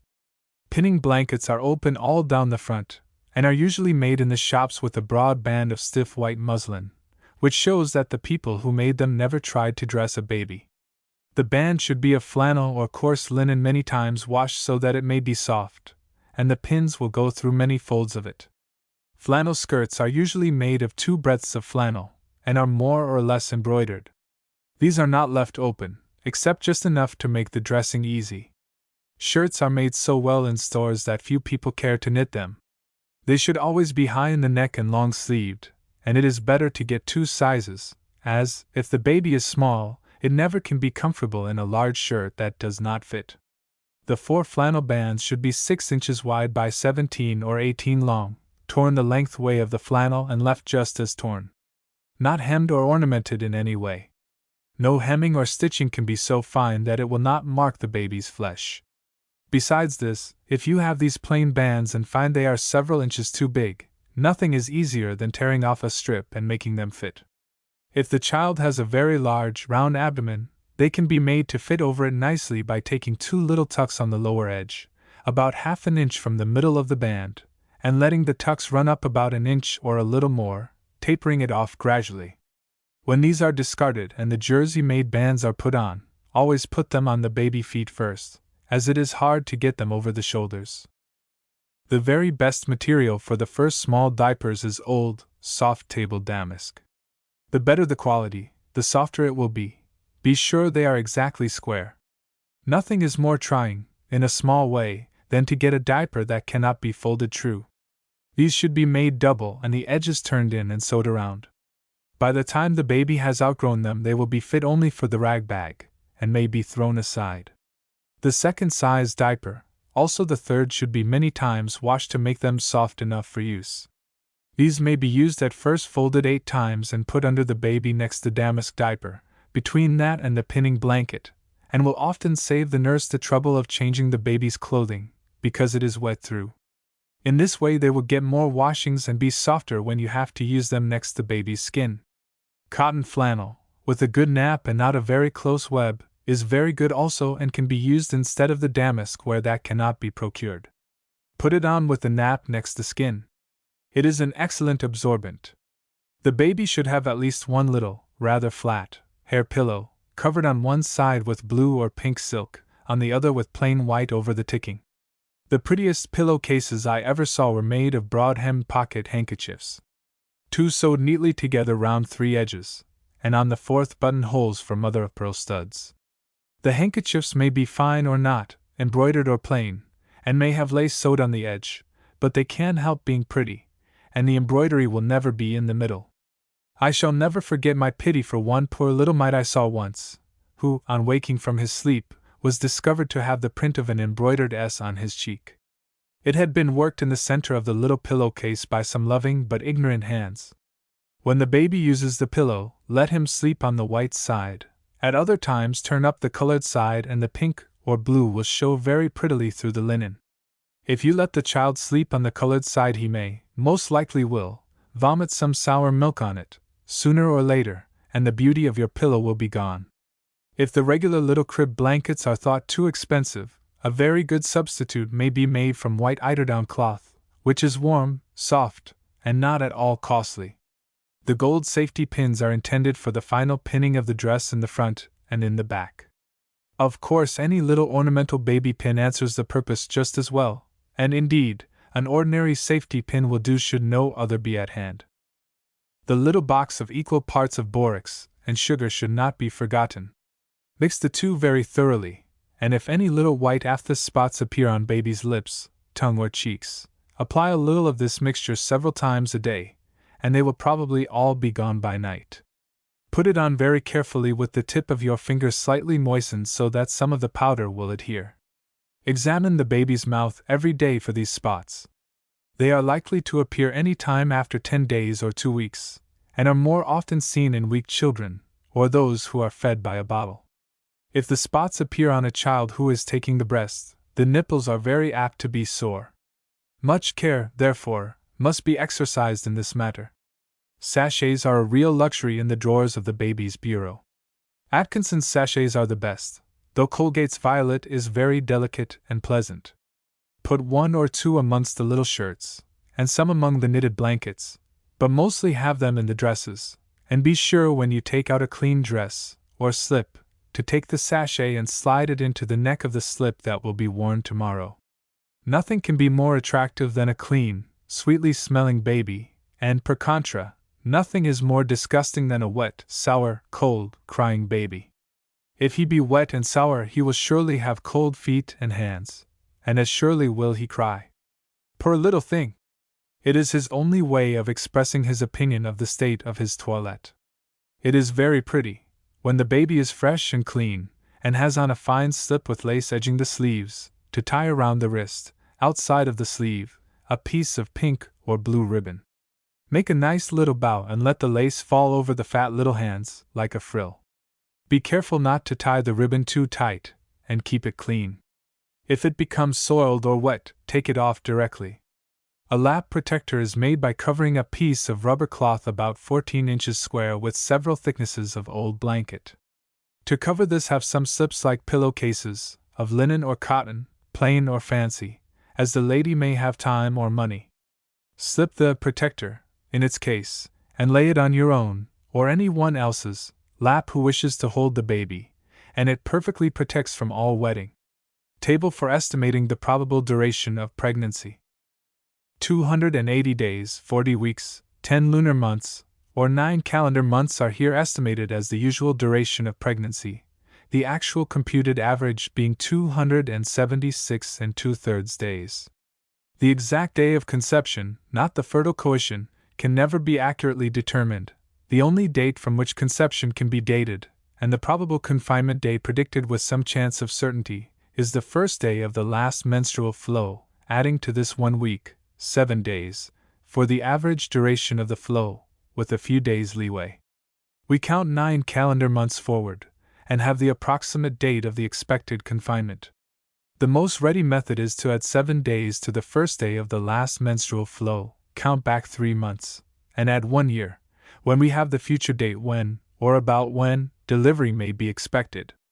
An exact estimate is but guesswork. Errors of 1 or 2 weeks either way may be made by the most experienced, as in cases where conception occurred shortly before the next menstrual period, which did not then appear. The present table is constructed on the above principle, the second column representing the day of quickening, 19 weeks after the beginning of the last menstruation, with 7 days added, and the third column still 20 weeks later.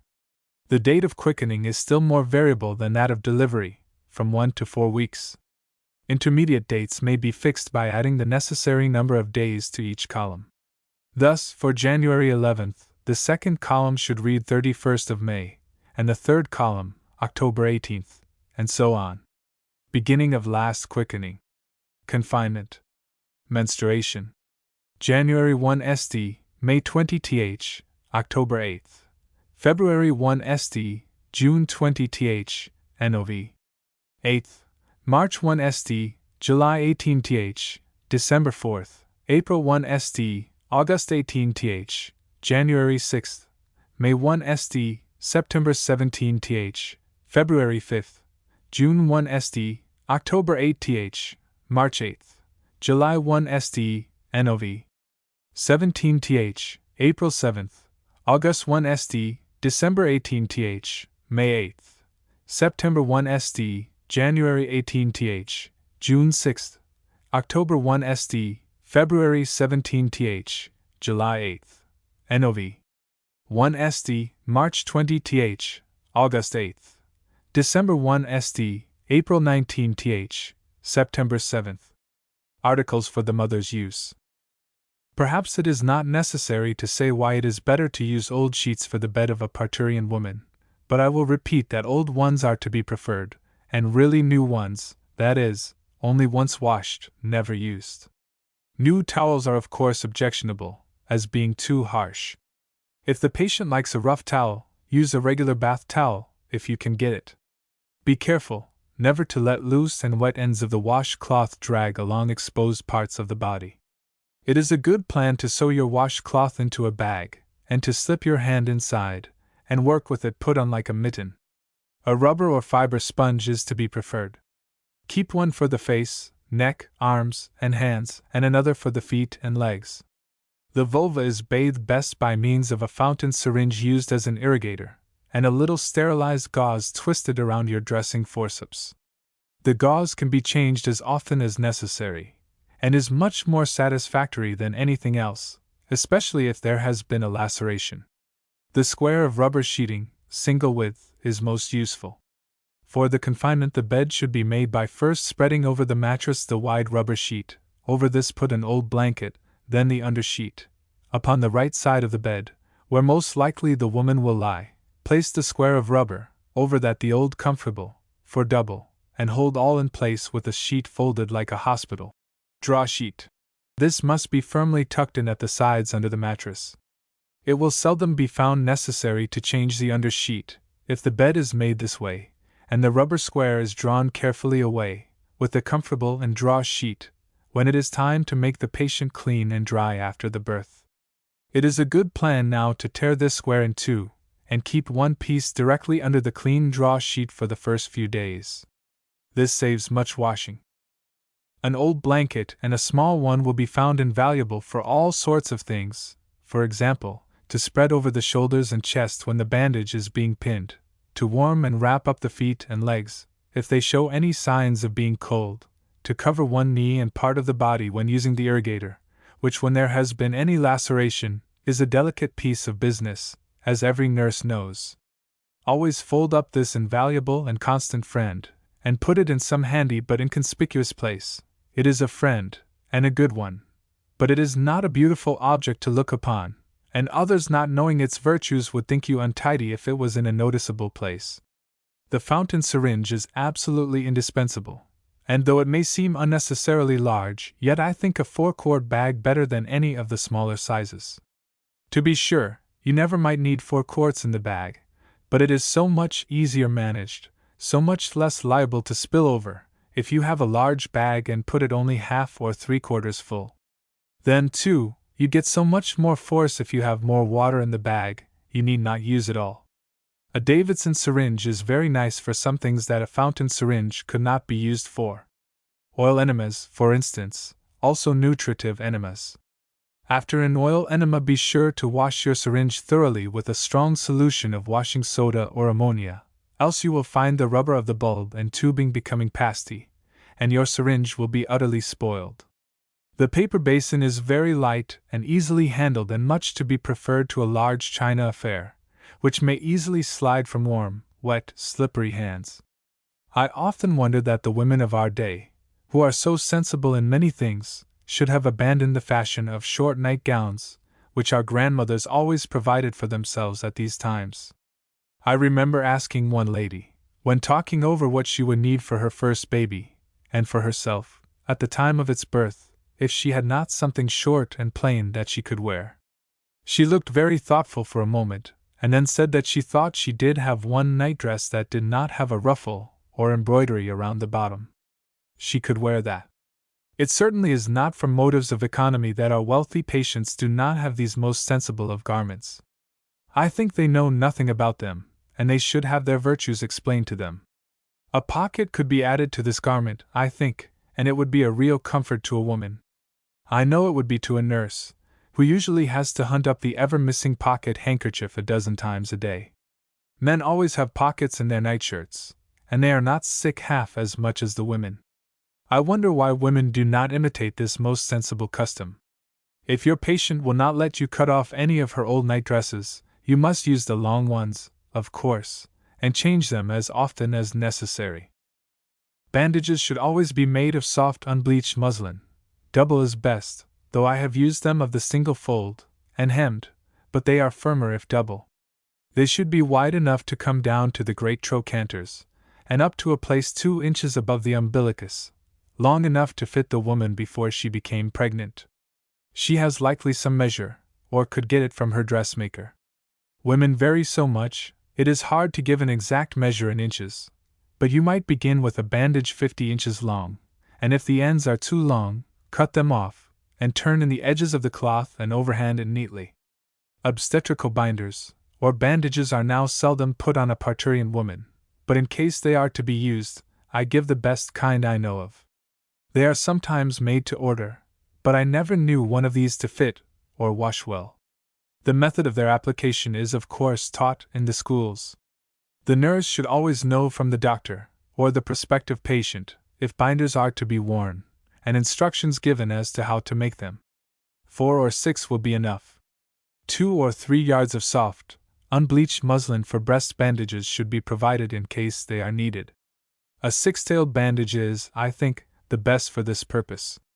Tear down the first 2 tails to within 3 inches of the others, and these passing over the shoulders, and fastening to others, which are adjusted over the breasts, keep the whole bandage in place.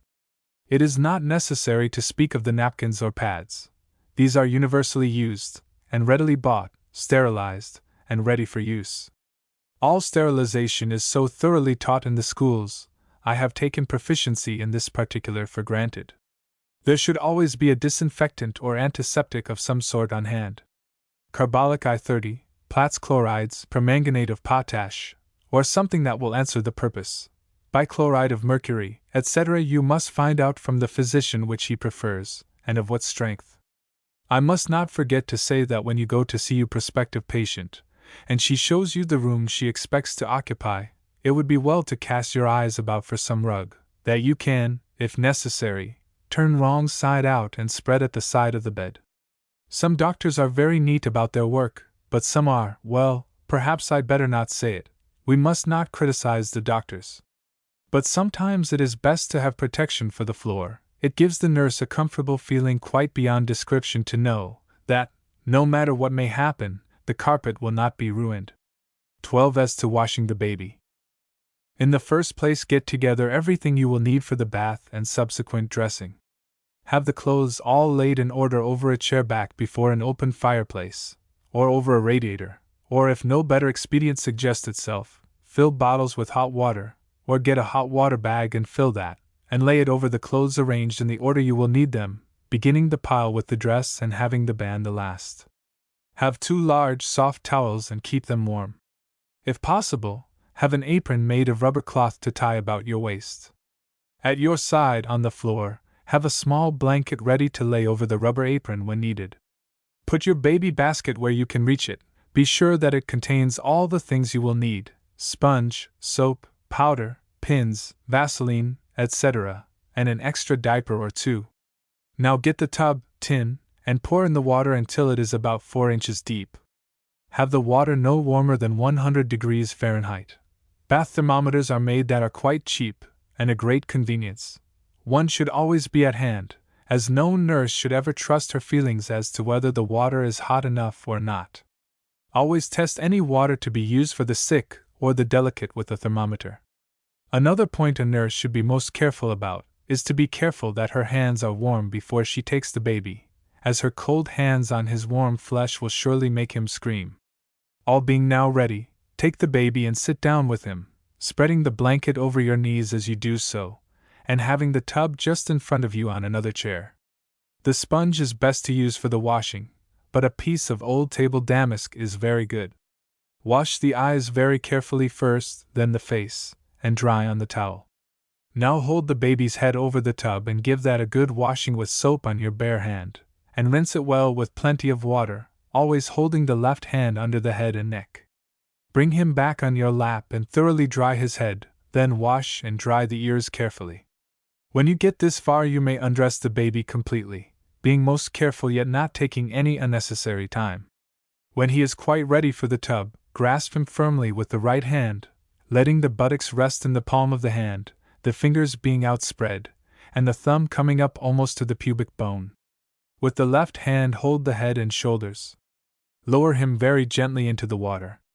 Any sudden movement is most injurious, as a baby must never cry when the band is off, if it can be avoided. He will often put out both hands as if trying to catch hold of something. If he seems frightened at the same time, and cries violently, let the buttocks rest on the bottom of the tub, and with the right hand hold both of his, and he will be comforted. I think it well to wash the whole body with your bare hand, well soaped. Be careful to wash under the arms, in the bend of the elbows, the groins, and under the knees. Rinse him with the washcloth or sponge, and now lay one warm towel on your lap, and take up the baby just as you put him in, slowly, and without shock, and lay him in the warm towel. Lay the second one over him, and draw over all the blanket, wrapping him up warm and snug. Put your hand inside the blanket and dry him. This can be easily and quickly done without at all uncovering the child. Pass the hand with a slight squeezing movement over each arm and leg, and over the front of the body. When this is done, you must undo the blanket, and take the upper towel and dry most carefully all the creases, and powder everywhere, especially if he is very fat. Get down to the very bottom of every crease, and be sure it is dry and powdered. Lay over the navel a compress of absorbent cotton, unless the child is over 4 weeks old, and over this the band, which should be unhemmed, and wide enough to extend from the hip to the armpit. Lay the palm of your right hand firmly over band and pad and turn the child carefully, holding your right hand still under him, and with the left, clear away all damp towels, and then straighten out the band that is wrinkled under one side. Keep your knees close together. Now take away the right hand, and see that the baby's knees are on the right side of your knee, and the elbows well over the other side of your lap. Now you have the baby where he can kick, but he can't wriggle or spring off your lap. See that the back is dry, rub it a little with your hand, and powder. Look carefully in the deep dimple just at the coccyx, and see if it is clean. Now pin the band snugly, but not too tight. Use the smallest safety pins, and never pin directly over the spine. Sometimes the abdomen is very large, and it will be necessary to make 2 little tucks in the lower edge of the band in front to make it fit snugly. While the baby is still on his stomach, lay in place the diaper, and next the shirt, which should be open in the front, and the pinning blanket. Lay all of these just as they should be, as regards the back, and turn him, being careful to hold all the clothes in place. If he is liable to chafe, or the movements of the bowels are in any way irritating, use Vaseline about the buttocks. Now put the arms in the shirt sleeves and tie or button it up, and then pin the petticoat or pinning blanket. Lay an extra diaper folded many times under him, and fold the pinning blanket just in 3, bring the hem up to the waist and pin in place. The dress goes on feet first. Slip it on over the pinning blanket, and pass the right hand up under the buttocks, and with the left, pull the dress into place, put the little hands in the sleeves, and get it perfectly straight and smooth over the chest. Now pass the forefinger of the left hand down inside of all the clothes, beginning at the neck, until you find the band, the first garment. Take a small safety pin or any small ornamental pin, and pin thoroughly through everything. This last pin I consider most necessary, as it keeps the dress, shirt, band, and all in place. Turn the baby over once more and put a similar pin in the back of the dress, being very careful to get at the band. While the baby is in this position, put the blanket he wears during the day over him, and a final turn brings him around, and he is washed and dressed all but his mouth, which must be carefully washed with clean, warm water or borax and water. This should be also done many times each day, if the mouth is sore, and always a sharp watch kept for white patches on lips, cheeks, and tongue. If the baby has hair to brush, it is well to brush it. It makes him look very cunning, but if he is tired or sleepy, do not trouble him. This washing and dressing should not occupy more than 20 minutes. I have done it in 15 where the baby was very well behaved. Be sure that the room is warm and that the windows and doors are kept closed. Do not allow admiring relatives to come and go, opening and shutting the doors as they do so. If they want to see the operation, let them come and stay. A baby should never be bathed in a tub until the stump of the cord is off and the navel well and strong. If there is any inclination to pouting of the navel, wash the child on your lap and do not take off the band until the rest of the baby is all washed, dried, and powdered. Then take off band and compress, and put on fresh ones as quickly as possible. Turn the child and pin as before directed. In taking the clothing off, it is not necessary to turn the child at all, the band being the only thing pinned in the back. N.B. This method of bathing is for a normally healthy child, from the time it is 1 week old, until it is 6 months or more. Until the stump of the cord has sloughed off, a baby should never be put into the tub. If after the stump has sloughed there seems to be any protrusion, or indeed any ulcerated look about the navel, it is best to bathe the child on your lap. In all such cases, undress the baby as previously directed, until you come to the band, flannel belly band. Wash, rinse, wipe and powder him, being careful to make every part absolutely clean and dry. If the band is soiled or wrinkled, or out of shape in any way, remove it and put on a fresh one, looking every day, after 3 days, to see if the stump has come off, and if it is still adherent, being most careful not to disturb it in any way. Apply the fresh band immediately. Turn the baby on its stomach, and when the back is exposed, wash and rub the back gently with your warm hand. If the band does not need changing, unpin it, rub the back, pin it up again, and proceed in dressing as before. When the cord is once fairly off, and the navel smooth and clean, you can put the baby into the tub, very gently, slowly, and cautiously, remembering that a sudden movement on your part may, in fact, always will make him scream, and screaming with no band or compress on is for a baby a very frequent cause of umbilical hernia. If the cord is small when the child is born, there will be less danger of hernia, but if it be a large one, then beware. It will not always be your fault if the baby's navel is not small and flat when you are leaving your case, but you will always be blamed for it, if it is not. Notice carefully every morning when you bathe the child if there is any umbilical protrusion, and report it without delay to your doctor, if there is any, no matter how slight. This is not, however, the place to treat of umbilical hernia, and we will go on with the washing. If the child's skin is very tender, chafing easily, wash with Castile soap suds, rinse and dry carefully, after every time he urinates, as well as when you bathe him. Powder with talcum powder. Sometimes no powder will do it any good, then try Vaseline. If that will not do, ask the doctor if you can try oxide of zinc ointment. Ordinarily, extreme care in washing, drying and powdering will be sufficient, but it must be done every time the diaper is changed. In this, as in other things, eternal vigilance is absolutely necessary. When the baby is about 2 or 3 weeks old, it is a good plan to put some alcohol into the water in which he is bathed, 2 or 3 ounces to the amount of water used in bathing. Have a small bowl of cooler water, 70 degrees to 80 degrees, for the face, and after that is washed, add a tablespoonful of alcohol to that also, for the head. It helps to toughen the skin, and prevents the baby from taking cold so easily. If the baby seems much frightened by being put into the tub, spread a bath towel or small thin blanket over it, and have someone hold his hands, so that he will not clutch so wildly at everything, then lower him into the water, towel and all, and he will not notice it so much. I know of no place where deftness of handling shows to such advantage as with a baby. He knows well enough if he is handled properly or not, and his fretful cry, or violent screams, will tell you without delay if he is not comfortable. Once more, let me impress upon the minds of all who read this, the necessity of having everything used about the tub and subsequent dressing warm.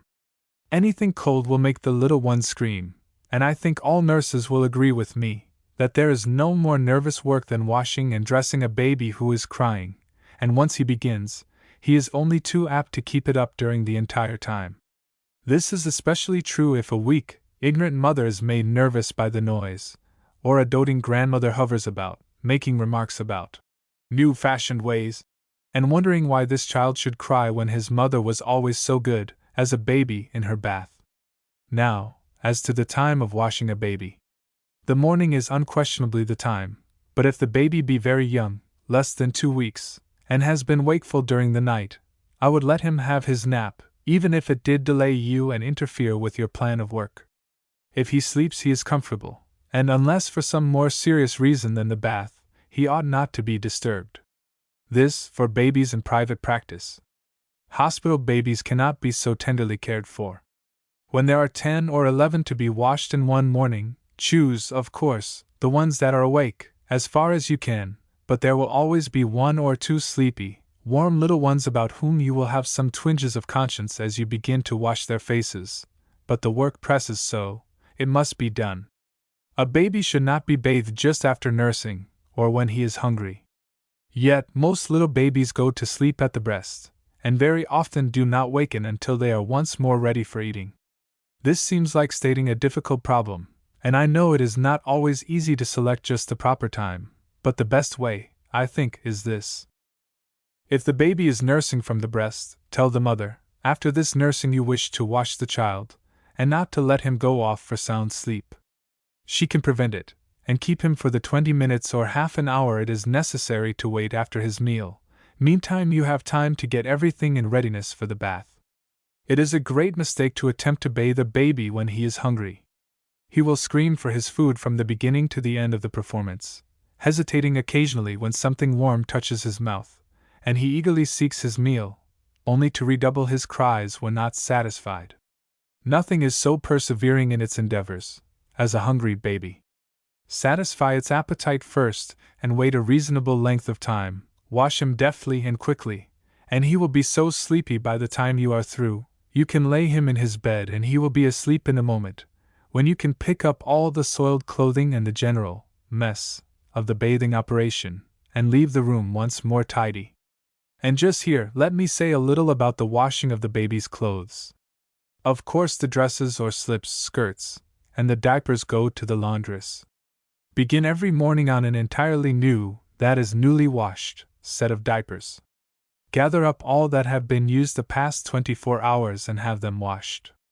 Perhaps they may not be ironed, but washed they should be, every 24 hours, even if you have to do it yourself, and I do not think a nurse should ever be called upon to do this. Still, I would rather do it than use a diaper over and over again. But it is of the little shirts I particularly wish to speak. I think the nurse should wash these, also the socks when they need it, and the knitted shawls most babies wear. It takes very little time to do this, and if you know how, you will do it much better than any laundress. The best way to wash these things is in cool borax water, and if there is any one place the baby has vomited on, put a little dry powdered borax on, the place being wet, and rub it in. Then wash by plunging it in the water and squeezing it out. Do this again and again until the garment is clean. Rinse in clear cool water, and wring as dry as possible in a towel, then pull in shape and lay it on a clean towel to dry. It is a good plan to lay it on a folded towel over a half-shut register, and place a single fold of towel over. It will dry very soon. If you are washing a baby's knitted shawl, be very careful about the wringing. Lay a large towel, bath towel is the best, out flat, and having squeezed the most of the water from the blanket, lay it carefully on the towel and roll both together, and wring very tightly. If this towel gets wet, take a second. When you are satisfied that it is as dry as you can make it, lay it out on a folded sheet on the floor, in some room not much used, and pull and arrange it into its original shape and size. Anything made of Germantown wool stretches terribly, but you can arrange it as it ought to be.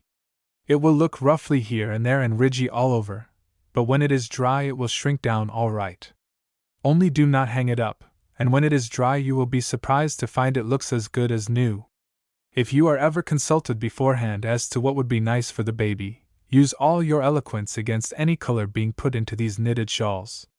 Germantown wool is the best to use, and plain knitting or brioche stitch is the best to wear and wash, and these things must be washed with the most careful handling. On the nicest baby they will become dirty, and the delicate blues and pinks become the dismalest wrecks when washed. Therefore, tell your patient not to put any color in these first plain little comfortable shawls. They should be a yard long by about 3/4 wide. 2 or 3 will be all you will need, and do not use any of the fancy blankets sent in by friends. Lay these all away, with a sachet bag or two, in some convenient drawer, and never take them out unless the baby is required to look very fine for a brief display to some friend. These delicate, fancy trifles, when once wet through or vomited on, are ruined, and it should be your aim to leave everything as good as you found it when you go from the house. There will be plenty of time after you have left, for the fond mamma to spoil all the pretty things, and as she does so she will appreciate more and more your care of them. 13. The Valley of the Shadow. I suppose that no nurse deliberately chooses to go to an incurable case, yet most of us who have done private nursing have found ourselves at some time caring for one who slowly, and painfully, creeps nearer day by day to the great end. We have gone perhaps to stay a few weeks, for some acute disease, but symptoms have changed, and instead of recovery, a long, slow decline is to be faced. The nurse, feeling she is needed, decides to stay and do what she can for the poor failing body, and so the weeks drag on in the dreadful monotony of that one sick room, until we feel that we have been left out of the real nursing world, that we are stranded with our patient upon an island of pain, that there is no outlook but the one dread valley, no moving object but the river of death, and no hope for the life we are guarding. Each week we grow more and more rusty as to our hardly won surgical technique, more out of touch with those who come and go to one patient after the other, and who not unnaturally count upon so many victories over the very enemy who we know will overcome the life we are fighting to save. Yet we realize that all our care will never bring victory, all our skill can but help to smooth the rugged pathway, down which the feet must tread alone. The endless repetition of the same symptoms is wearying, the only possible variation being some new pain, which indicates another stage in the development of the disease.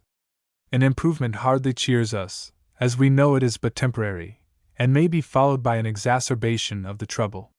Often the actual nursing calls but for a portion of the day, but that portion is so necessary that the nurse's presence is imperatively demanded. The remainder of the time little is to be done, except perhaps a guard maintained over the failing strength, a watch kept for untoward accidents that might snap the frail thread that binds the spirit still to earth. Probably the bedroom must be kept tidy, and the patient's clothing cared for, and the nurse feels she has degenerated into a servant. One who has gone through with an experience like this, and who has courageously remained with her patient to the end, has passed through a training more severe than any she has had in her hospital life, and she has earned a new diploma. There are some things which the nurse may do to lighten these dark days, some things which may help both herself and her patient, and these I will try to show. Firstly, it is well to study your case from a pathological viewpoint. Find out the heredity, the manner of the daily life, the first manifestation of the disease, what circumstances led to it, how it was treated, what success the treatment seemed to have, what symptoms can now be noted, what complications have shown themselves, and their influence on the original disease. A careful history could be written embracing all of these points, and as new symptoms appear they should be observed and noted. All this should be valuable, and should help some future day to show someone who has but started on the dreaded pathway, how to avoid what will surely be a fatal disease. Many a valuable paper could be written in the long hours when the nurse feels she is losing her time, if she would intelligently study her case, and write the story of the disease, what led to it, and how it is being combated. Perhaps, if it could be arranged, the nurse might be spared part of a day once or twice a week, and she could go to her hospital outpatient department, or to some dispensary and do some work that carries a little feeling of success with it, work in a baby's milk station, or almost any of the numerous charitable activities, would rest and refresh one who has for months been with the same patient. Secondly, as a psychological study. We all know we must die. We feel that we talk to people every day who perhaps will not be alive a 12-month hence. But we are not actually certain that ourselves or any of our friends will so soon be dead, and we habitually act and speak as if we all were to live on indefinitely. So to be closely associated with someone who we know is drawing closer and closer to the life beyond the grave is a very solemn thing. Whether the sick one knows it or not, the nurse knows it, and such an one must be viewed with peculiar interest. She is so near to knowing the great mystery. She will so soon see those who have gone before. The present helplessness will so marvelously become life everlasting. It seems, as the end comes nearer, and yet more near, as if, perhaps, one could send a message to some of our own loved ones gone on before. If you see some of my dear ones on that other shore, bear them a loving greeting from me. Tell them I am trying to live as they would have me live. Such a thought trembles on the tongue, so near does the unseen seem to come to us.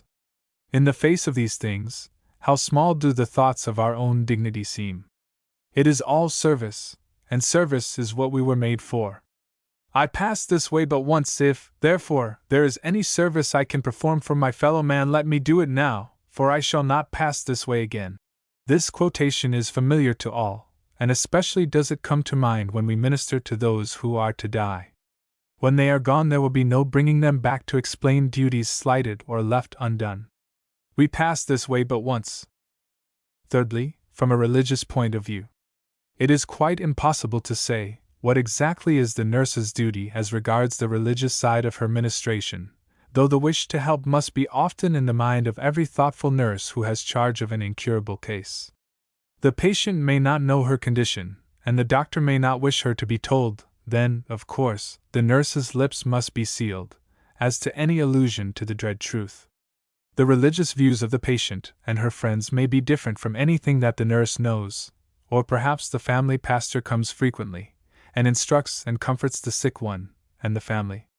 A patient will sometimes ask for the reading of some portion of the Bible, and unless the part is specified, the nurse may be at a loss just where to turn. Some parts of the Scriptures are so generally known and accepted that they can hardly fail to give hope and comfort, no matter what the religious teaching may have been heretofore. I will suggest then, in case readings are asked for. The Psalms are full of beautiful comforting thoughts and prayers. The 23d has helped many a poor soul about to take its last journey. The 37th, which begins, "Fret not thyself," shows that those are truly blessed who trust in the Lord. The 51st, "Have mercy upon me, O God," teaches repentance. The 42d, "As the hart pants after the water brooks, so longeth my soul for thee, O God," shows the desire of the soul for God. In the New Testament, the 14th chapter of St. John's Gospel is a universal favorite, on account of its comforting thoughts. "In my Father's house are many mansions." In St. Luke's Gospel chapter 15, verse 11, we have the parable of the prodigal son, to show how complete and perfect is God's love, and His forgiveness, when sin is forsaken. In 1 Corinthians, 15th chapter, verse 20, we have a masterly argument for the resurrection from the dead, and a life beyond the grave. In Revelations, 14th chapter, 13th verse, is a very comforting thought for those who have led a strenuous life and are in much suffering. These few references will help, I hope, if any nurse is called upon to read the Bible, and she feels a little nonplussed as to exactly where to turn. There are of course innumerable passages besides these, that could be found by the aid of a concordance, and which it would be wise to note on a slip of paper, ready for any call. Sometimes a patient will ask for a prayer, and it is not often that a nurse would feel competent to kneel down by the bedside and make an acceptable extemporaneous prayer, so I would suggest buying a volume of Prayers for the Sick. Very tiny, dainty little books can be purchased at the church bookstores, full of these prayers. In the Episcopal Book of Common Prayer are many helpful prayers. The sentence, the collect, and the whole of the Easter service in this book are radiant with the truths of the resurrection, and the Easter hymns are tuned to the same inspiring theme. This last thought I leave with you.